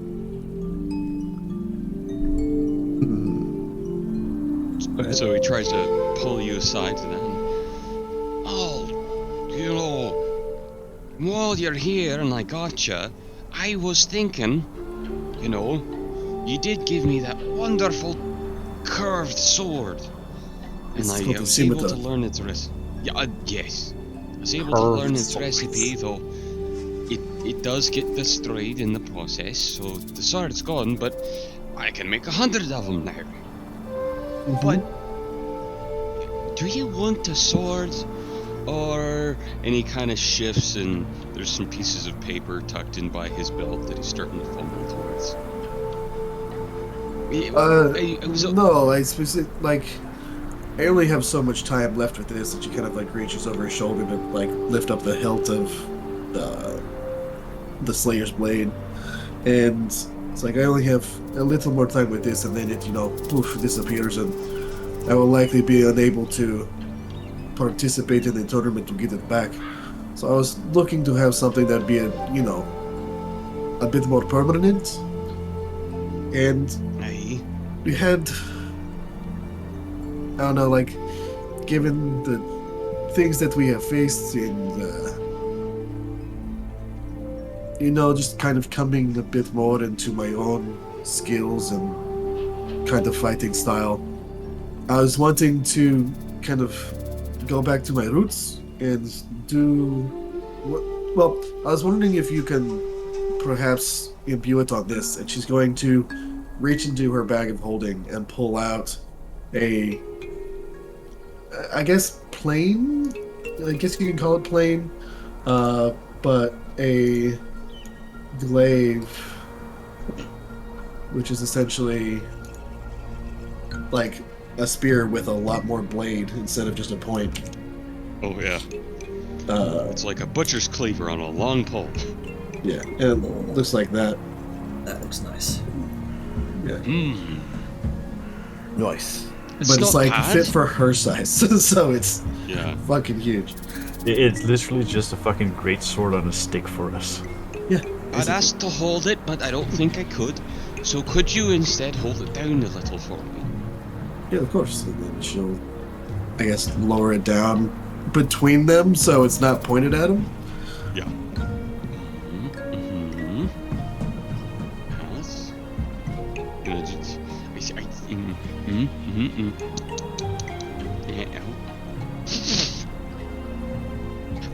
It's decent.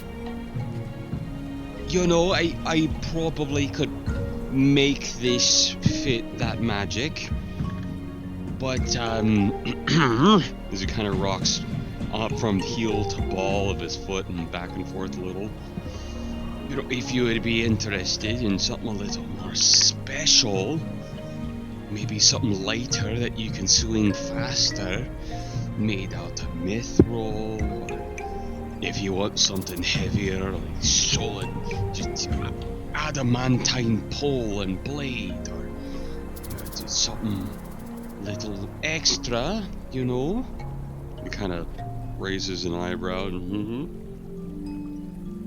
make it do a bonus thing, you know, a spike on the other end, a way to couch it into your armpit if you want to use it on mountback, or any want me to make something new and better with nicer materials or traits and that, you know.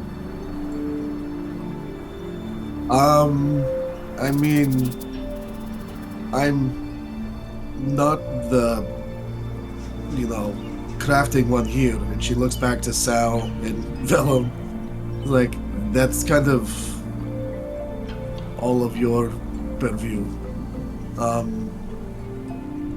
don't know about, like, if I had to guess, I don't know about the mithril aspect of it, because wouldn't the enchantment make it faster, you know?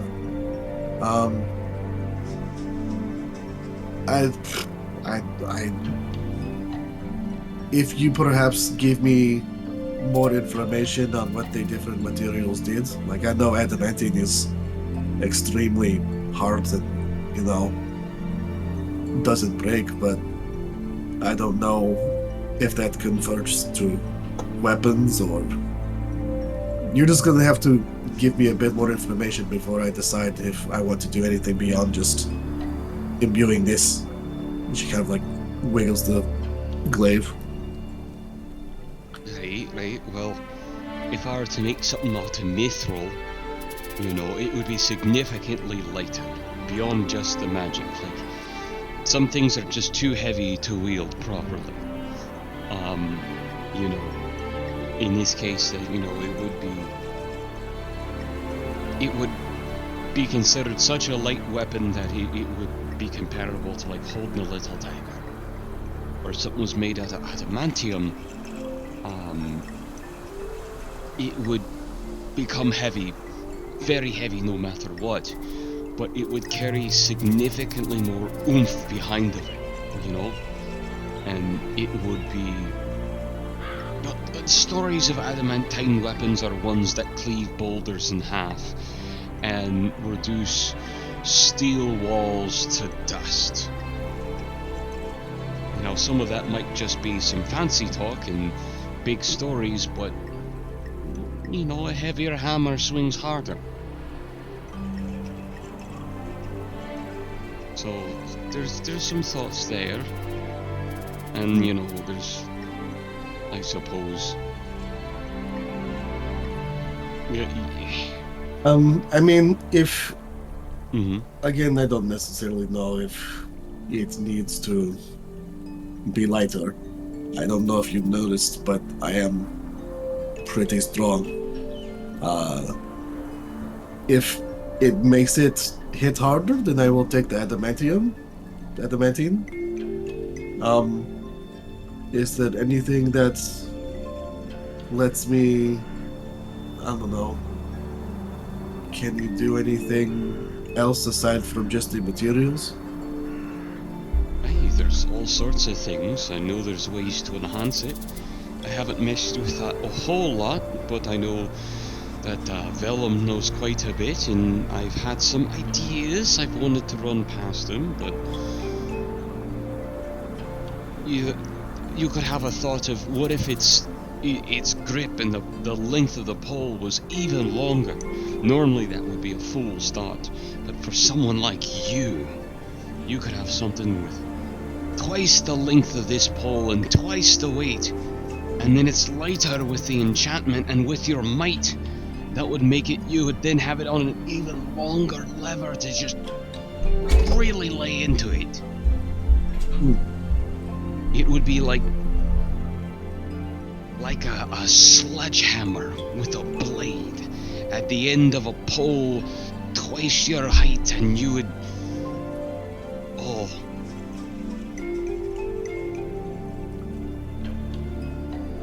Well, I think that for now, I guess just say adamantine. It will be fine. Right.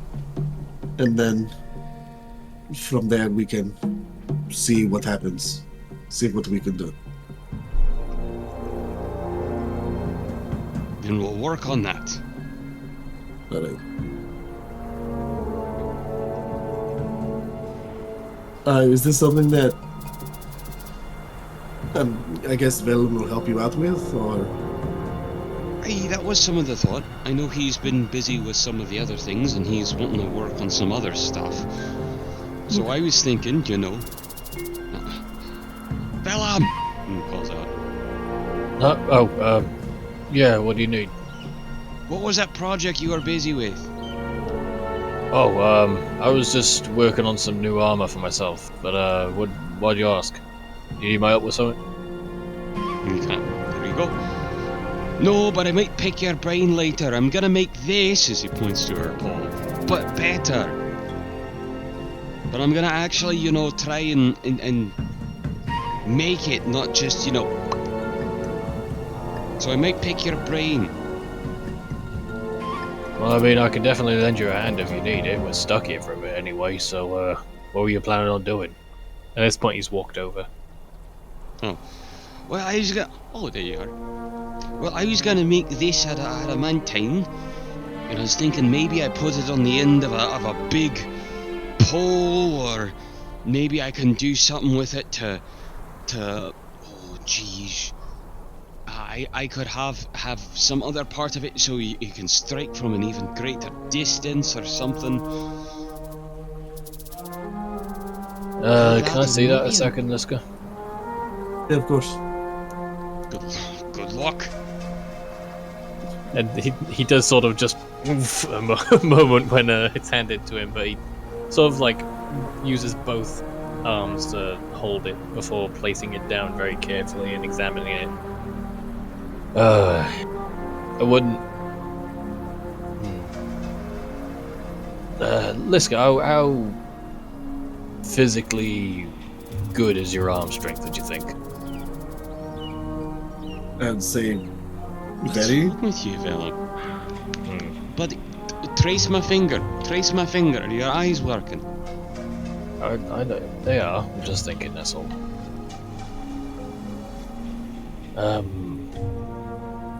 Yeah, I don't know about extending its reach. That would be tricky, because it would be unwieldy, and not because of the weight, but because of what you need to do to actually swing the weapon effectively, balance, and all that business. You could give this thing a bit of a sharper edge. It would make your hits count.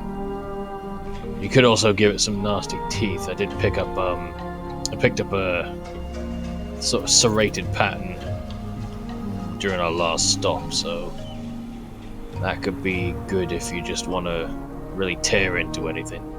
It depends on your tastes in combat, but adamantine would definitely be the better choice. It will just make those hits land harder, and I don't see it being heavy stopping it, especially if you're going to be slapping that enchantment on it. I think what were the things? It was like the teeth on the edge, and what else? You can have a really sharp edge to your tip, or you can have it serrated so it carves into people more. And out of character, I will paste those short. Yeah, I'm looking at the blacksmith. Okay, serrated edge and keen edge. Yeah. Keen edge. Yeah. Liska's going to kind of think for a moment, then be like, "Well, I was trained to thrust," and she just kind of like, her arm essentially just kind of snaps out, like it was by her side, and then suddenly, like horizontal. It's like I was trained to thrust with the sword, or with the knife behind my shield. So I wouldn't be doing much slashing that would get the kind of need for those bladed, like the toothed edge. But if something that benefits my keen eye and finding weakness in enemies, you want something that'll follow through and hit deep. I get you. Yeah, like I think that would be better. It's definitely doable. Tough, but doable. He's been examining the shape of the example that Liska had. He has like in his other hand a drink, but his hand's shaking a little bit. Yeah, that's doable. Angus, you wanted to get this done sooner rather than later, or is this an on-the-road thing? I was thinking, how do we feel if we start spending half days traveling? And I know people are wanting to be quick to get places, but we would have to make this a proper weapon, because it feels a waste to put this expensive, difficult to make enchantment on that. No offense, it's a great weapon, it's nice, but if we're gonna give you the bells and whistles, we might as well make sure it's not made of wood. You Right? put your life on the line for us. We gotta give you the best we can give you. Exactly. And, I mean, I appreciate it, and don't feel like you're insulting me for like when you talk about the weapon. I just happened to find this when we killed Mortatex. That's all. Like, don't. It's like, it's not my weapon. I don't have a personal attachment to it. Oh, I thought it might have,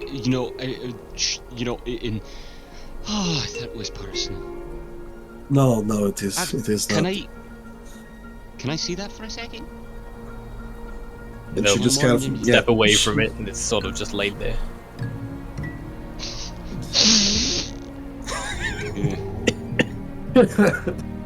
Sniff to identify.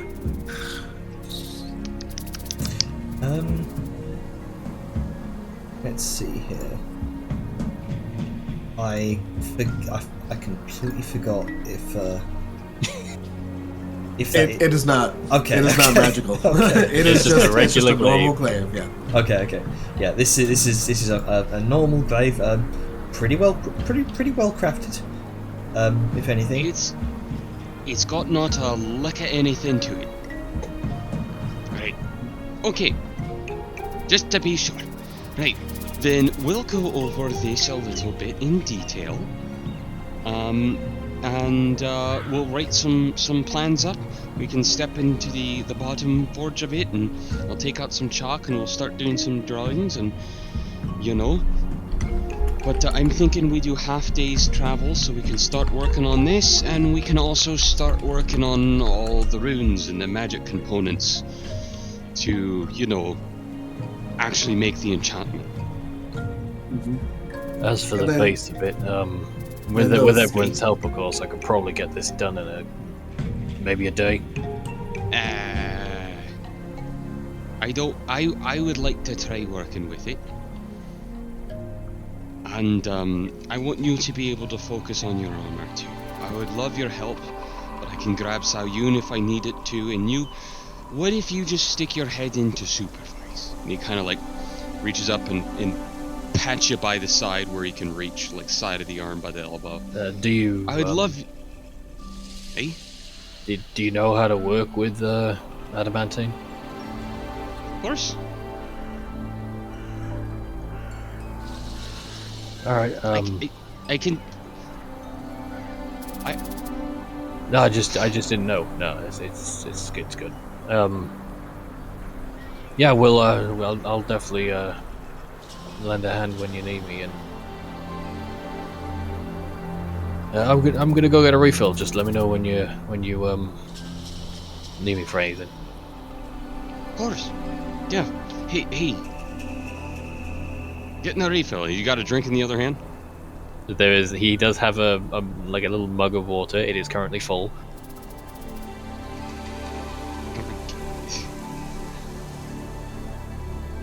Right. Well, when you've got a refill there, come seeing me again. And yeah, we'll go over some things and everything, all right? Yeah, sure. Okay then. So, am I to assume that you're just going to be doing this in the background as you're traveling? Yes, I believe that's the plan. Okay. And at that point, it's just Avon gives the shopping lists of what he wants. We pick Sable's brain as a player to be like, oh yeah, here's that, because he's more familiar. All right then. And this is my little tutorial for the blacksmithing system. Okay. Yeah, we can discuss the particulars of it after session, just so that we're not taking up time with tutorial. Yeah. Okay. So, as you're kind of traveling for about half a day, stopping for my about 4 hours, or just settling down for the full night. I think we're gonna stop after the 4 hours. Is the understanding? So no, are you kind of Oh, yeah. pausing travel for 4 hours and then continuing, or just pausing, sleeping, and then getting up in the morning, doing a half day of travel? I think we have traveled all that we're going to today. We traveled for 4 hours. It's noonish. We Okay. say, shit, we're already set up, and just call the day early. Angus brought up the idea to the other two, but like, I mean, like from now on until you finish this project, are you doing half days travel from now on? I think that's what he suggested. Like we're traveling Yes. half a day and then stopping and then spending extra yes, time. for crafting. clarity's sake, and this is going to be brought up to everybody in character. Angus is suggesting let's travel at a 4-hour pace, half speed, so we have time to make the weapon properly, and also start making all of the magical components to enchant it. I mean, if you need catalysts and rune stuff and that kind of thing, I'm Yeah. pretty sure Sao can do that. Okay. I'm here. On So- the road kind of thing.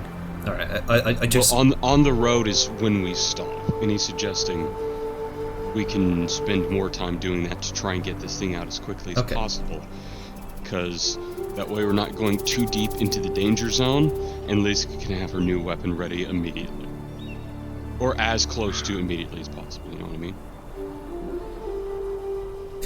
all right then. Okay, so continue on your new travel pace. It's I'll bring it back to the travel map, shall I? Boop, boop. Here you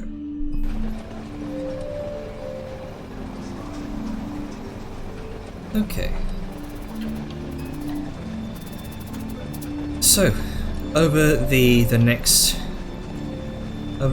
number of days, your journey leads you across and through great canyons and gorges that sort of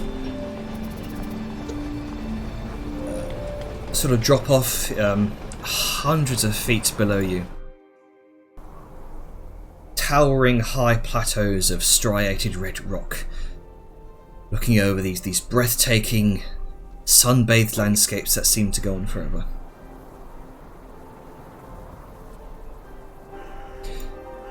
Overhead, you'll occasionally see these sort of strange creatures that have so far seemed to dominate the skylands of Tanzia. Varying in size from a full-grown human man to the size of small pigeons, but always taking on a similar shape. 4 limbs, 2 large membranous wings, and an oversized head with this sort of toothed beak. A series of very different, bizarre-looking crests. Dejar, you know these creatures well. These are called pterosaurs. A moniker for a wide variety of flying creatures. They're not considered dinosaurs themselves, but they are closely related. Ah, okay. Oh, you want to say something? Yar would just mention that through the earring to Thal. Just keep an eye out for. Mm-hmm.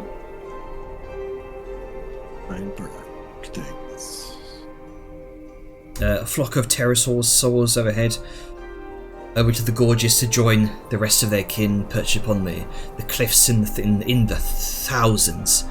This cacophony of squawks and mating calls fills the air as you trundle by. They seem used to passers-by. A seems to be a frequented spot to mate here and bring the next generation into the world. There is this certain beauty to the way that they sort of gracefully glide through the air. Across the Great Canyons, there's an element that reminds some of you of that simple sensation of flight. Be it through the enchanted items you've acquired or powerful spells. For some of you, very little can compare to that simple sense of primal freedom that comes with sort of leaving the ground and soaring through the air, even if the sense is fleeting. But to be naturally gifted with permanent flight is something most individuals can only dream of.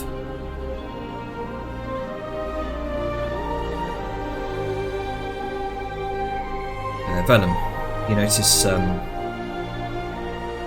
Vertmir kind of looks on with this wistful smile of wonder at the sight of this, and sort of takes out her small silver raven, sort of whispers something to it.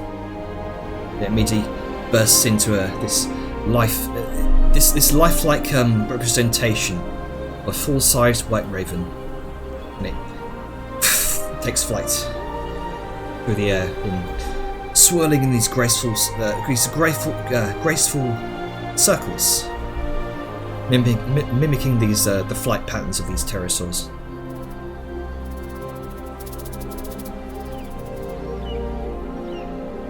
Just gonna let her have her moment and give a small smile. Probably the first proper one in a little while.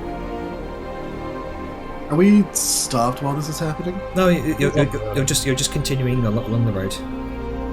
Okay. Seeing this, can Liska... This is gonna call out to Vadmia. Vadmia, have you ever flown before? No, but Vadmir has heard that some magic can make people fly. Do you think Vadmir's magic can make her fly too one day? Throw her. Liska is going to kind of jump off the side of the tank and just kind of like land and stand there while the cart comes up, and Liska's standing on Vadmia's side, and she's going to, as the cart passes, she's going to start walking alongside it, so she's at pace with Vadmia, still probably taller than her because, you know, Liska. Oh yeah, definitely. And then she's going to be like, it's like, here, and she's going to kind of hold her hands up and like kind of motion like, jump in my arms. She kind of looks at you confused for a moment and kind of shrugs. Okay. He hops off the cart for a moment, lets you drive for the moment, Vellum, and she hops up into Liska's arms. And Liska is going to activate her boots of flying, and she's going to take Vadmia for a flight. Immediately, there they go. Up around the pterosaurs. Immediately, you both lift off into the sky. And she clings on tightly, and it's in that moment as you both kind of lift off through the sky that she kind of looks down to the ground, eyes wide, and begins to laugh with you as you both kind of twirl and whirl in the air. The silver raven begins to soaring in graceful patterns around the both of you, and you just enjoy that sort of moment together of flight.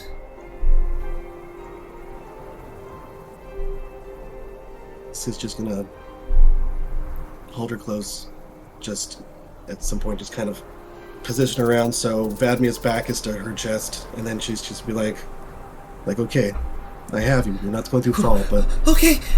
But close your eyes and just hold out your arms. And trembling slightly, she sort of opens her arms wide. And just with the, like, Bliska's hands holding her around her torso, just going to kind of, like, position and move her so it's less she's being held and more like she's actually flying by herself. Immediately, as she kind of opens her eyes, you hear a faint gasp beneath you as you both soar through the air over these enormous, almost like the Grand Canyon flying beneath you, and you just hear that sound of laughter from her. Something that you've rarely heard from her before. Flying!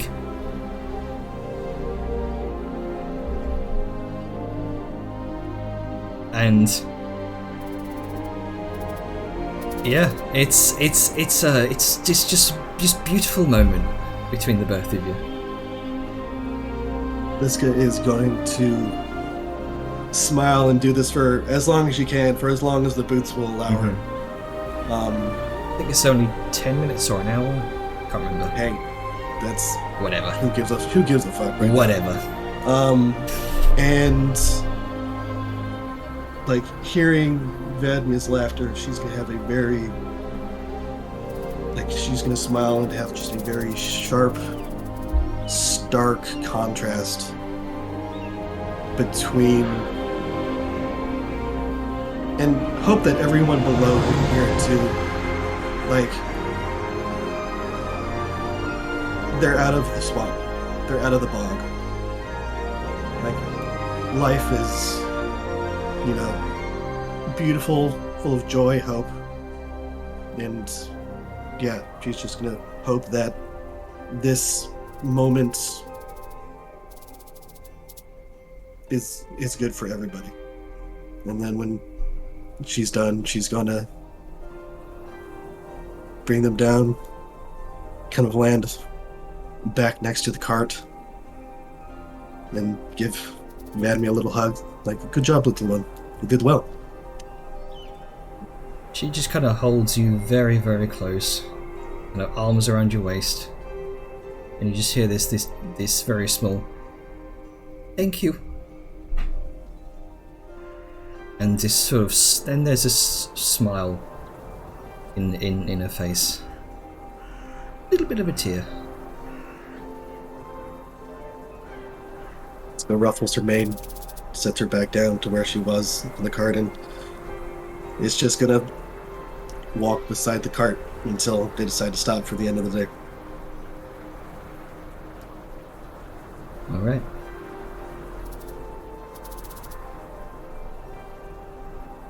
So the next few nights go without much issue. If anyone has anything to say, will do. We can continue on the next few days.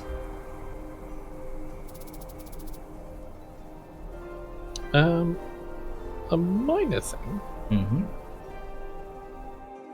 On his watch, this is going to be sort of surreptitious, but Vellum will expose Egg to starlight. See if there's any change in it. Sort of a small curiosity. And keep him distracted during his watches. Okay. As a background note. Let me. It's night. So there's a couple of days you said since we were at the sandstorm area? Oh, I should have been more specific. I'll say it's been about 4 or 5 days. 5 days. Oh. We'll say 5 days.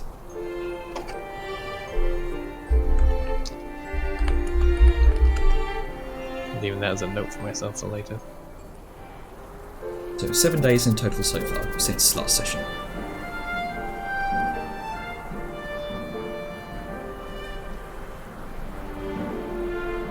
Okay. You know what? So, While Elm is doing that on watch,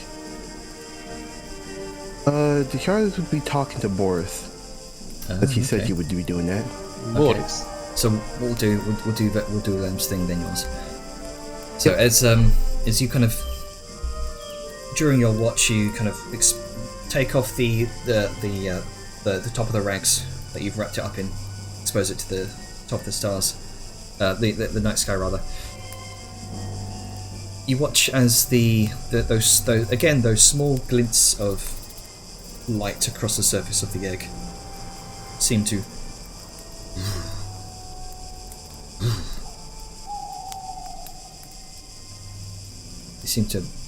pulsate very, very faintly. The same way that the egg, Oria's egg, seems to pulse when exposed to Dejar's magic. I will keep an eye on that later.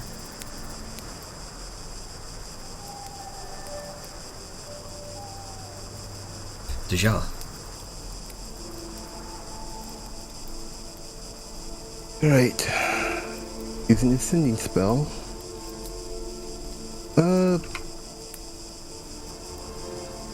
He's thinking about her adopted father, Borealis.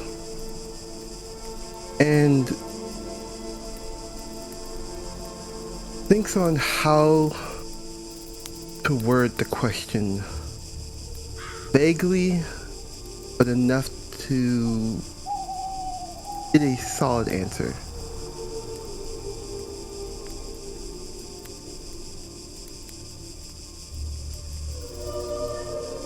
Yeah, she casts the spell. Boris, the child has questioned. How does one take care of a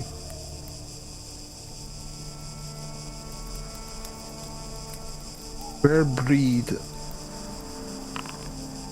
dragon egg he just found on her travels? It's safe, and everything's going well.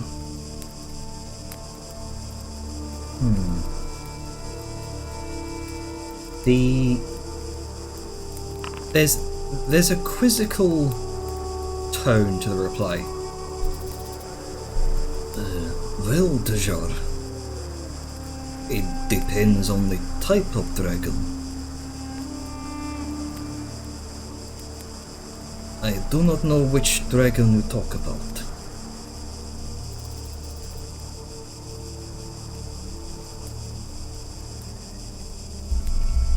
Uses another sending spell.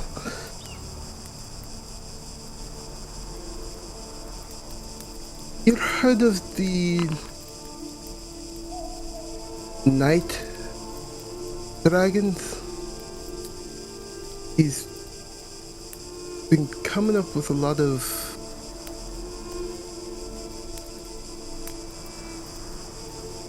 evidence of their existence. One being an egg and a book. I think there's a few too many words there, but Yeah. yeah. Don't forget the word counter, it's very helpful. That's why I wrote. There's a very, very long kind of sort of pregnant pause. Night dragons. I thought they all died out. I suppose expose it to the night sky?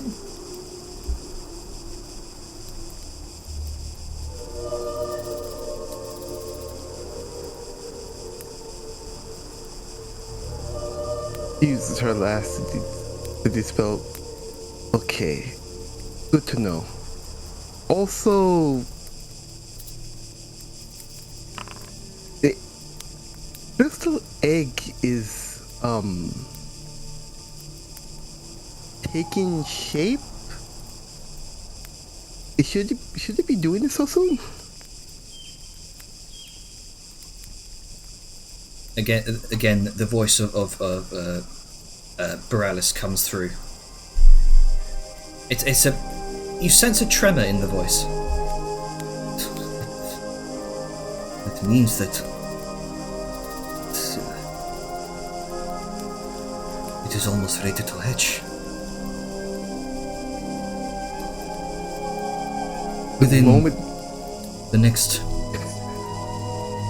Within the next few months at least, maybe a year.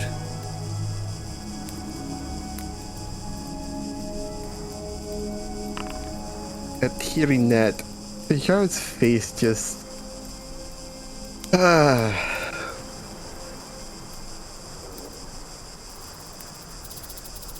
he's thinking, then looks back up to Vellum.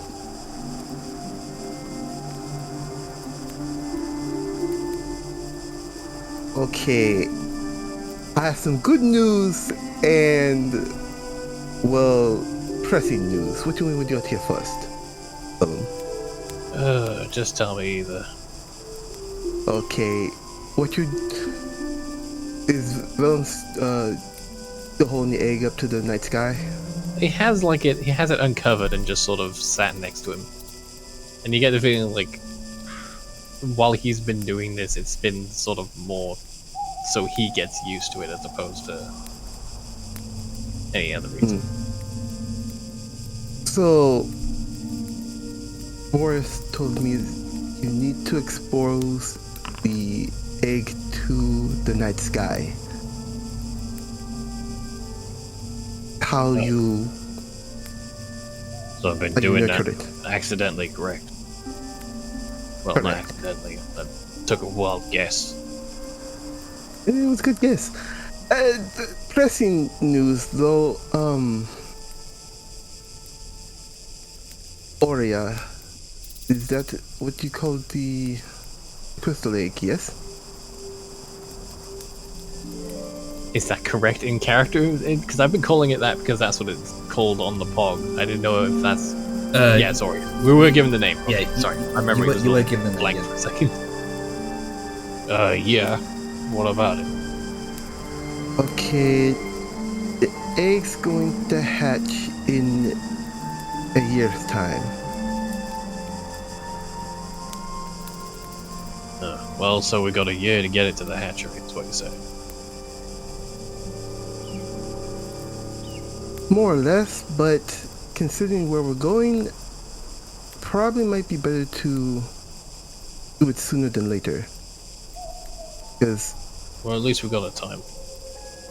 got a time limit, but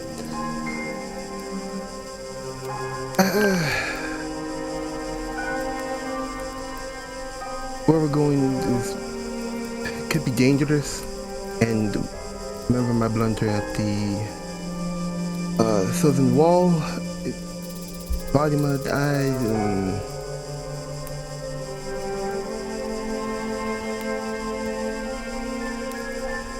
I'd rather both of them be out of harm's way.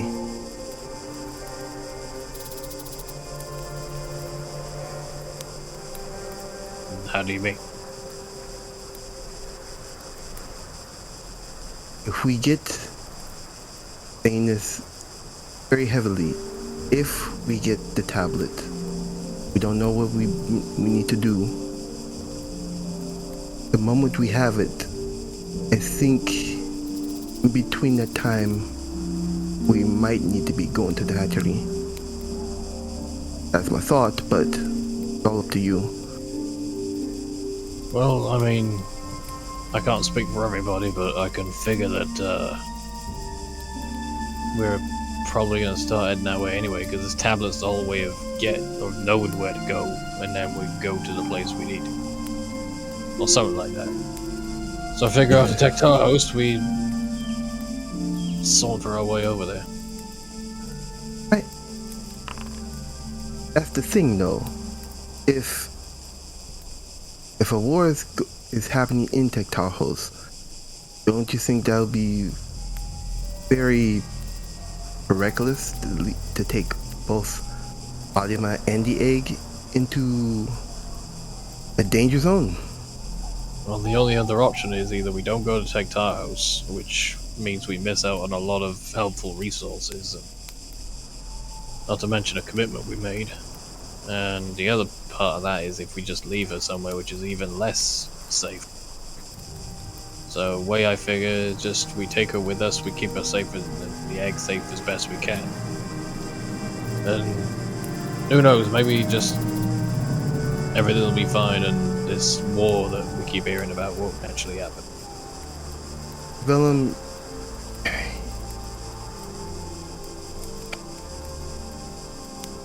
I know you're thinking I'm just optimistic, but I remember hearing like anywhere that can live with all them huge fucking things stomping around.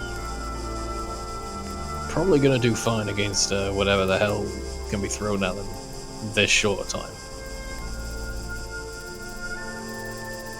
at some point I want to believe you're right, but I have...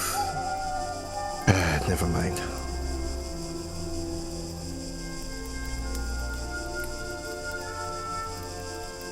The more I speak, the more it seems like it just gets lost. It's hard. I am hearing you, but the alternatives don't really seem very safe. Strange as it sounds, the safest thing we can do for them is to take them with us and keep them safe by our company.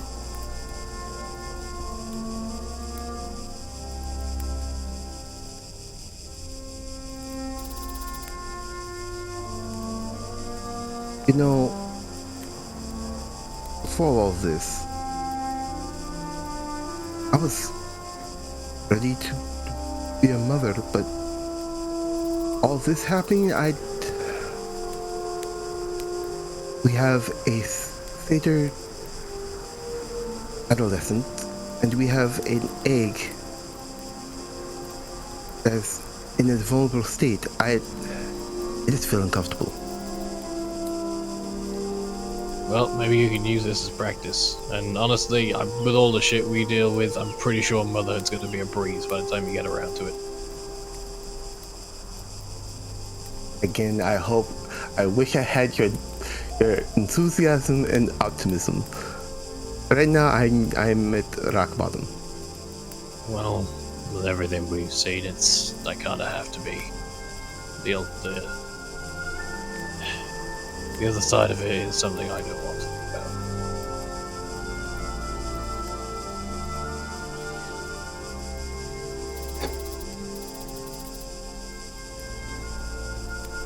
That's fair.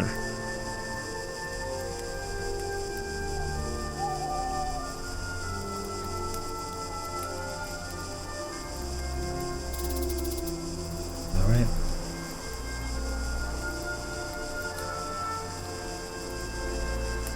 So, would you like to continue with the travel, or is there anything else you want to talk about? Continue with the travel. Okay. I'm good for the moment.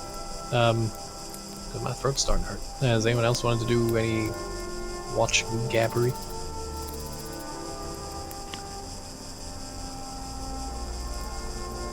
Can I do the gathering, Janner? Oh yes, you can. It's been seven. potatoes. I think it's about 5 days worth now of gathering. Because he gathered on the 3rd, so he'd have 4 days worth now. 4 days worth. Okay. 4 days worth of gathering. Alright. Let's see what you gather. Let me just reset that for you. Alright. There you go. 1. Oh, cloth scrap. You can turn that into cloth bolts. Yay, cloth. Yeah. Oh. Shit! Oh. So yeah, you Casually finds an Acteshi. you see kind of Hey guys. Alright, what's the story behind that, Jenna? yeah. So during one night of travel, you kind of find nestled amidst a bunch of kind of dust-covered rocks from probably a sandstorm that happened earlier. This enormous-looking handle, but you're able to use your chimp strength to wedge it free, and it's like you expect like a normal-sized blade, but the blade keeps coming and it keeps coming and it don't stop coming and it don't stop coming, and you pull out what looks like this massive, oversized great sword, and it is heavy. I've think I just became king somewhere. All right, so you have another roll there if you like. Tin or tin. 4. 10. 14. 14. And fourth one, Tomatoes. tomatoes. Madas. Wild tomatoes. 10 of them. Tasty. What do you mean? Tomatoes? Tomatoes, same diff. Right. Tomato. You are making sure to select your token with each of these, yeah? 'Cause Mine it- was currently, yes. Okay. But I didn't know I had to, but they Yeah, are in my inventory. Yeah, okay. Because you have to select your token for them to go into your inventory.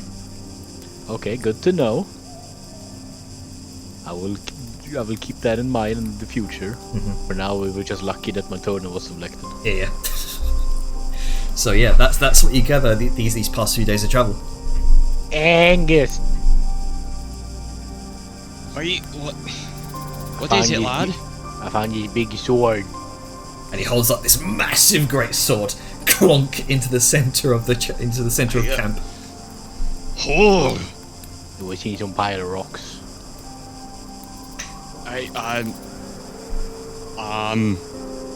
It's bigger than you. Yeah. It's heavy. I can tell. It's about as long as Liska and then a little bit more. It's 20 weight. Whatever that means. Is heavy. 1 pound. It's not that much. Good. Sweet Lord, man. Yeah. What do you intend to do with this? You know, I didn't really think about that.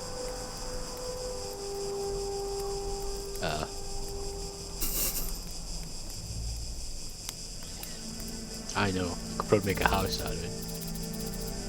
Yeah, for you, yes.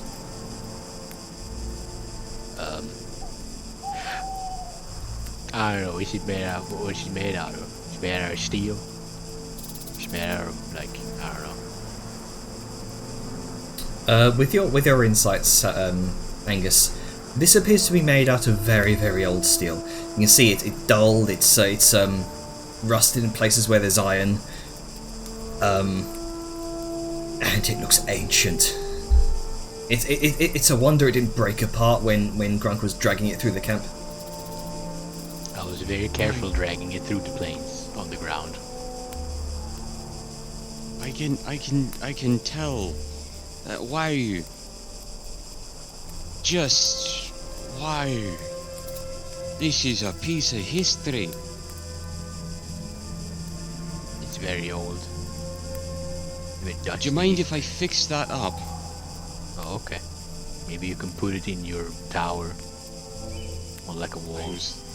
I was thinking about that, and Actually, do you have a wall that's big enough? oh, I'm going to. Okay, maybe you can knock some rocks loose. You could like point up. You can like be on 2 floors at the same time. It'd be pretty funny, actually. I would think, my goodness.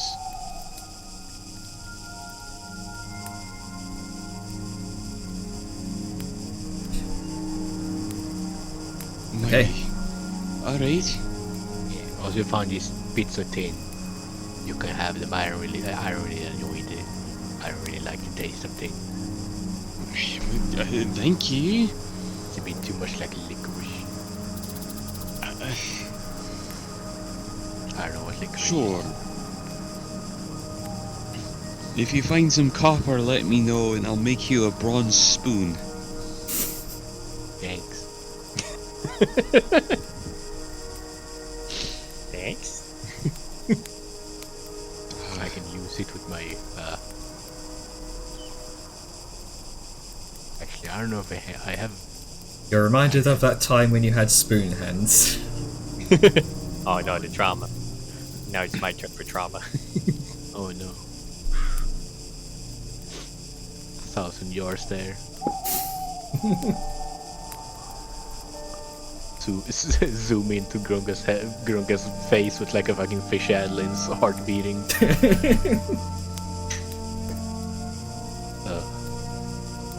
Okay. I realize I don't have a bowl. I'm gonna eat soup on the ground. As one does. I'll make you a bowl too. Okay. I would just like to point out, I am the artificer. It is my thing to create something that is just pure, genius and chaos.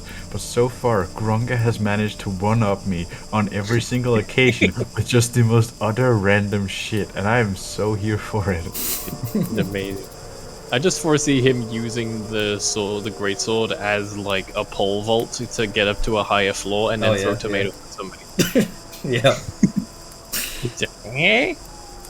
Yeah. Form Spanish Revolution, throws tomato.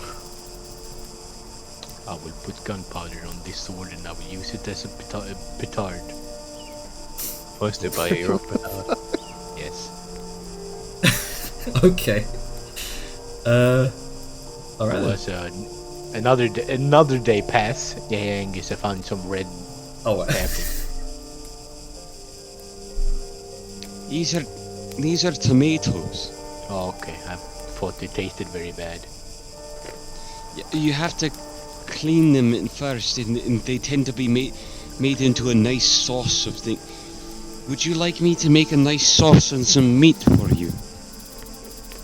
I mean, I already ate some weird little two-legged lizard I found, but okay.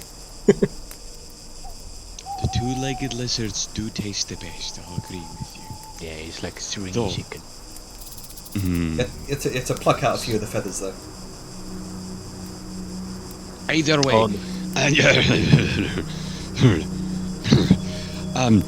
Barely.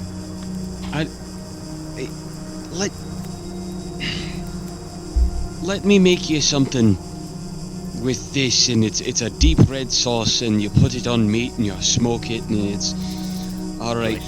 Do I smoke the meat? I'll smoke the meat. Don't worry. Okay. Sending you 10 pounds of tomatoes. Do you accept? Do you want to send me the sword? The fucking trains. Hang on. Let me just find it. Where is it? Loot. Okay, there it is. Yeah, I guess it doesn't actually have any stats, so I couldn't use it in combat. No, this is Grunga would not be able to. I'll refurbish it so it can. Lee's got a new weapon. Tomatoes. I can't believe I didn't think of it before. Tomato grenades. Let's see. Where's the tin? Tin. Where is the tin? Oh, there it is. Big old chunks of gross tasting tin. Gross. These teeth. Okay. All right. This is fun. Grunka RNG. What did he get today? It's the best kind. Tomatoes. Alright, so back on the open road. So, kind of setting up camp for the night, the sun rises for the next day, and you are off again. The road sort of winds and weaves its way down a series of these sort of branching gorges. Occasionally you can see, partly buried into the rock of these distinctly carved edifices of enormous ancient ruins, very large structures, possibly for very large individuals. Features of carved stone uncovered by thousands of years of battering wind and erosion. The fact these structures haven't been weathered or eroded betrays the quality of craftsmanship that's built to last, and the type of stone these structures are made from. You've all seen these similar types of structures in the Morbok, but these ones are far more opulent. They appear to be some form of Akteshi ruins. And along with that, throughout your travels these next couple of days, so add 2 more days of travel, remind me. Gotcha. And so you kind of travel through these gorges, across long stretches of twists and turns, the long dried out riverbed beneath your feet. Sayun, you noticed a consistent feature in the rock. This single striated line, layer of black sediment. It's unusual. What kind of black color is it? It almost glistens in the sunlight. It's it has a sort of black, deep dark purple to it.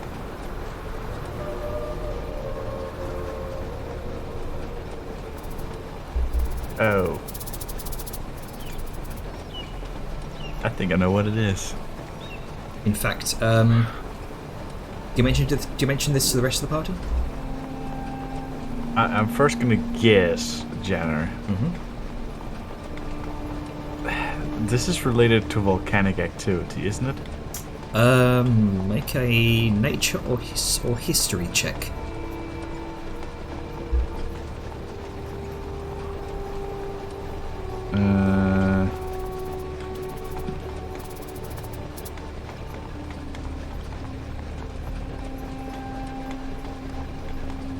Doesn't really matter which one I use, both of them are the same, so... Okay. Well, 24. Yeah, you've studied geologic history extensively in the past. Not Look it up, I'm a nerd. Specifically related to volcanic activity, but there are certain myths and legends surrounding a moment in time, hundreds of thousands of years ago, called the Primordial War. The eons when the elemental titans battled the forces of heaven and lost. When Gabriel sundered their physical forms and their spirits dispersed back into the world's ley lines. Some academics say that this layer of rock came to be the moment Gabriel's spell radiated across the land from the point now known as the center of the Actuan Gulf. It's hard to imagine the number of earthquakes and natural disasters that followed in the wake of such a devastating spell.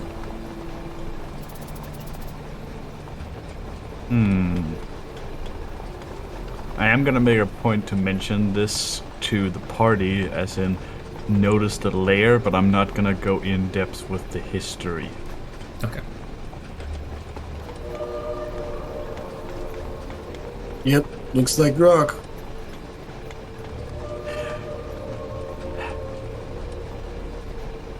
It's kind of amazing, isn't it?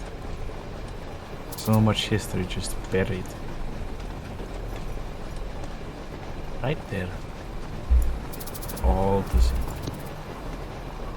And it's just a bunch of was this the Akteshi ruins? You saw a bunch of sort of Akteshi ruins, sort of half exposed from the side of the cliff, the side of the gorge that you're kind of travelling down, and along with that, this sort of deep black line in the rock that's been internally present across these gorges. Got it.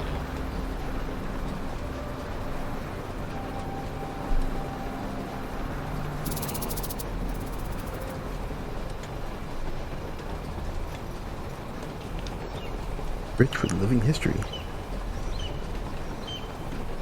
I mean, yeah, let's go still. It's like Sal likes rocks because Sal didn't go into history. So, yep. Yep. So Yep. there is some rocks. Don't really know. It's a very neat rock, but it's also just a rock. Looks great, at least. Unless it's a boulder. Holy boulders. Holy boulders gather his attention. Boulders. Big ones. You're a bunch of nerds. Yeah, dude. Says the biggest nerd You're the among us. nerd Says here. the rock nerd. I mean, Yeah.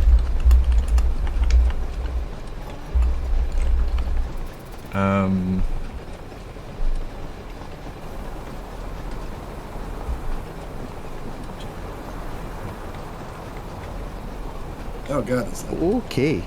It's interesting. I have Soundscape turned up, but I'm vaguely not hearing anything. So, question. We've had all this time. During this, has Dejar been helping Angus with his work? He would Doing he the would, little 4 hours? He would have been available to help. Okay. So, if we're doing the 4-hour chunks in the morning, because if it was Yep. half morning, half, but we're now doing half pace, so that means there's an extra 4 hours. And I'm just doing the planning right now, sorry. Okay.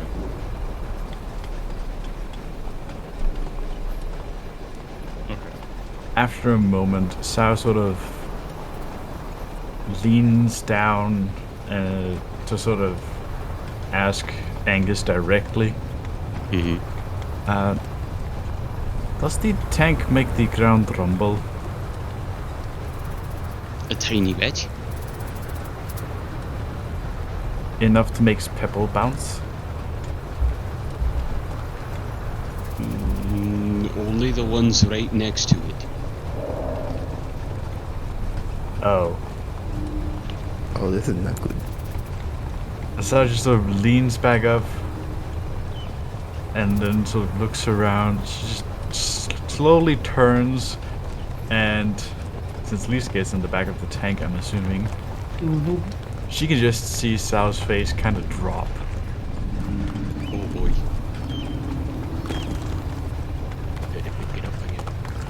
Janner, would you like? You all kind of follow Saoyun's gaze, and you look behind you to see a cloud of orange-red dust rapidly approaching. Rapidly approaching.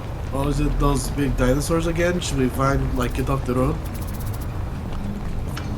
And Seems a little faster than last time. it's at this point the tremor in the earth becomes noticeable, and you can all feel it. Oh no, not this again. This feels a little different than before. Here's six Can we heads. see the massive silhouettes of their trunk branch like fucking necks? No. About... In fact, Saoyun, make a perception check. You want to take a 24? Because I can roll if you want. Yeah, why not? 24. You can see what looks like the outline of many creatures in the dust.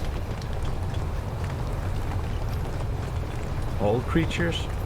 Not tall creatures, no. Okay, slight change of plans. We need to find cover or something real fast, because these are not like the ones we saw before. These are not the tall ones. Hi. It's approaching closer and closer. What are you all doing? Here's just gonna stick ahead the Okay, window. not they're driving. getting too close too quick.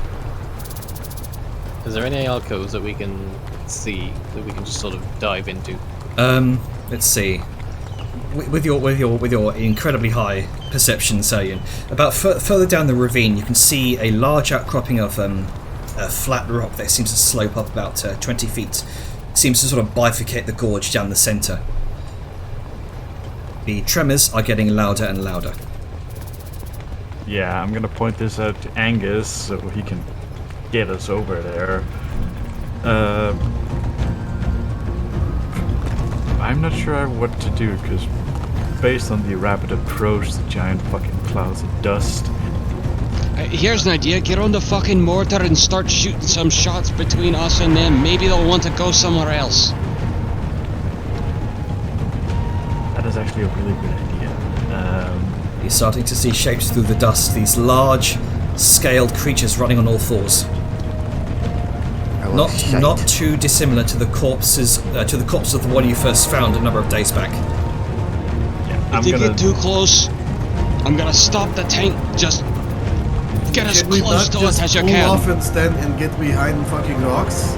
Yeah, Not that's to what I charge was into the thinking. rocks. Go through the. Take cover We quickly. were just told there was a little alcove, and that's it. No, there's this large outcropping of flat rock that kind of slopes up 20 feet, bifurcating the gorge down the center. Oh, well, then let's aim for that.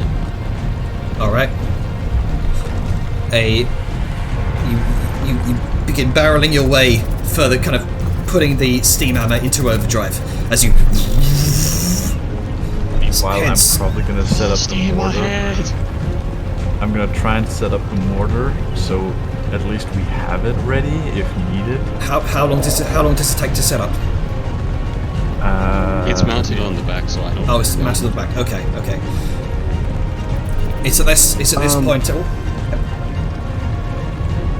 How fast is the steam wagon hooked up to the wagon? The wagon. No.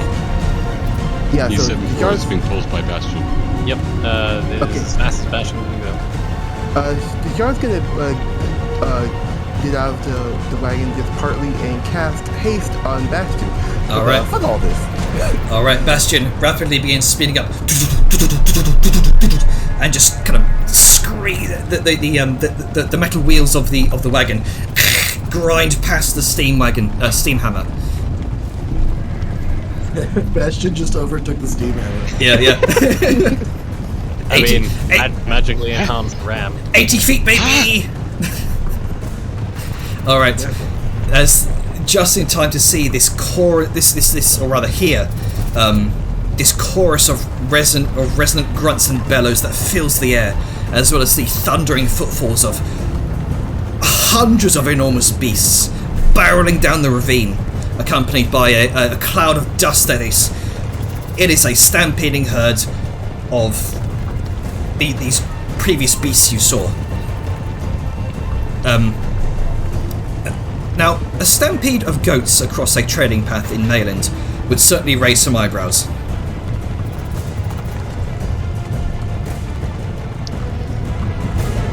I can imagine a stampede of these monsters. Here is gonna raise even more. Yep, but, however... Jenner, I have a question. Yep. Stampedes are usually caused by something. Can Liska look back, and you said that there were some creatures that were kind of visible. Like, can Liska look back and be like, are they just moving at a high clip, or are they spooked? They seem spooked. Alright. And as you kind of grind to a halt at the edge of this outcropping, this enormous stampede filters either side of this outcropping, blocking off your exit.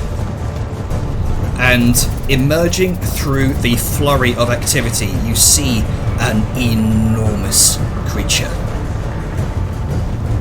Bipedal, tremendous jaws brimming with teeth like knives. 2 tiny misshapen arms and pale, silvery white scales. 2 fiery, blood-red eyes.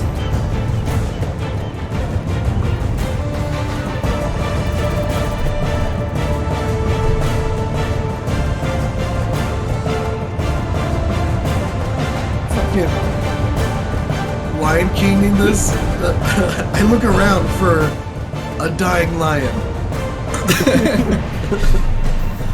Oh, hi, Snowjaw.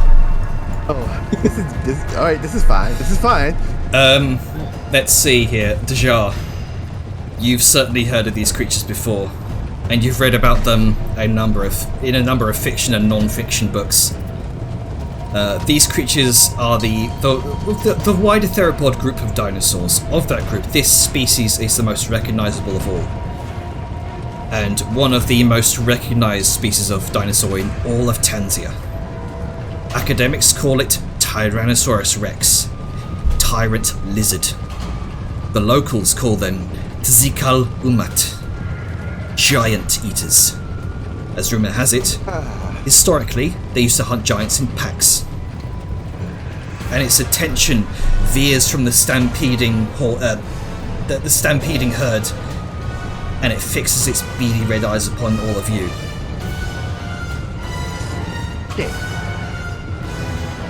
Well, we have a tyrant lizard trying to make us lunch.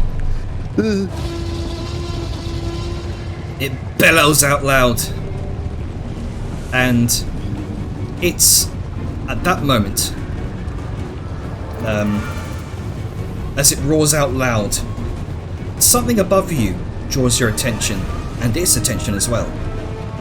Another creature, another dinosaur, sprints along the ridge of the gorge.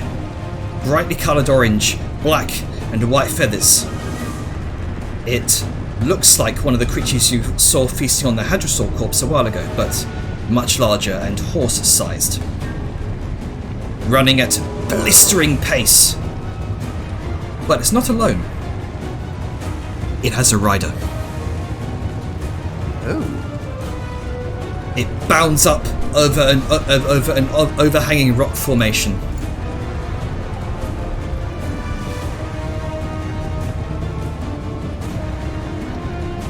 The rider leaps from the saddle, backflipping into the air. Avon, 2 questions. Where would you like to land? And who do these strange foreigners see when this person lands? Other part of it. I would probably say about here. Okay. Oh, I have to disconnect. Yes, disconnect. There we go. A little bit further up. Gonna land, not necessarily superhero landing, but because that fucks up your knees, but in a slight pseudo splits, like one knee bent, one leg come out, and then stands up, and you see a woman, very lithe, but as you just saw, extremely powerful legs. She has this kind of dark, roasted, coffee-colored skin, and she has this long, kind of plaited hair that's put up, held together by these kind of orange flowers that flow down her back, and she holds up her hands to the dinosaur, and she calls out briefly in Tanzanian. I don't know who actually speaks Tanzanian here. Who speaks? Okay. Okay, never mind. Wait, there's Dajar? She's been here before, right? Does the Shah speak You Tanzanian? probably Tahutian. no, not yet. He Okay, has, so we're all in the dark, I think. Yeah, she speaks in Tanzanian and just kind of like calls up and just kind of makes a kind of shushing, like kind of holding motion to be like almost back up, and you see her motion to the dinosaurs on either side. She's Chris Pratting it right now. Yeah, pretty much. Basically. Oh, shit. And then she's going to look back to the party and be like, "We would very much appreciate it if you don't tend to kill if you can." And that's when you see, I mean, you can see her face if you hover over the token, but that's what she looks like. I can't see any damn. token there. Yeah, you're at the back. You'll see her eventually. Oh, But well. yeah, she has like kind of glowing tattoos in her skin, like in her face. Her eyes glow kind of, her eyes glow gold. Actually, they don't glow gold; they just look gold. Like her irises look gold. There you go. All right. Hot damn. Make an animal handling check.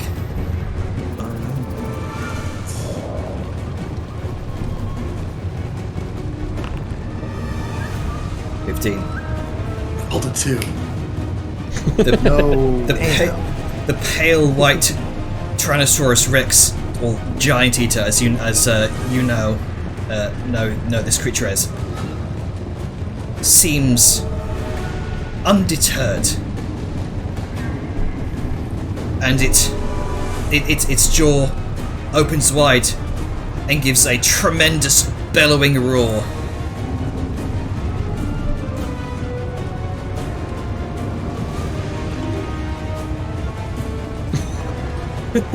Just The caravan. Oh fuck. I don't have my this is gonna be interesting. oh, this mission's going on. I'm gonna fucking. Oh my god. I don't Dude, have my this is my mind fate on stuff at the moment, so that was a tense moment.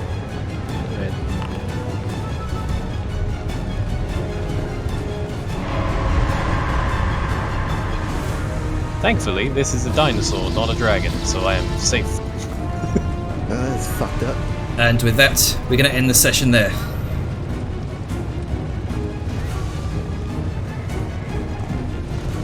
Oh boy.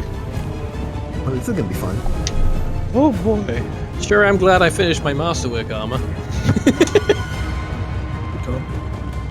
Good call. Good call. Sure, I'm glad I knew. Now is the point when the recording's done that'll ask you questions. Yes, I'm going to end the recording in 3, 2, 1.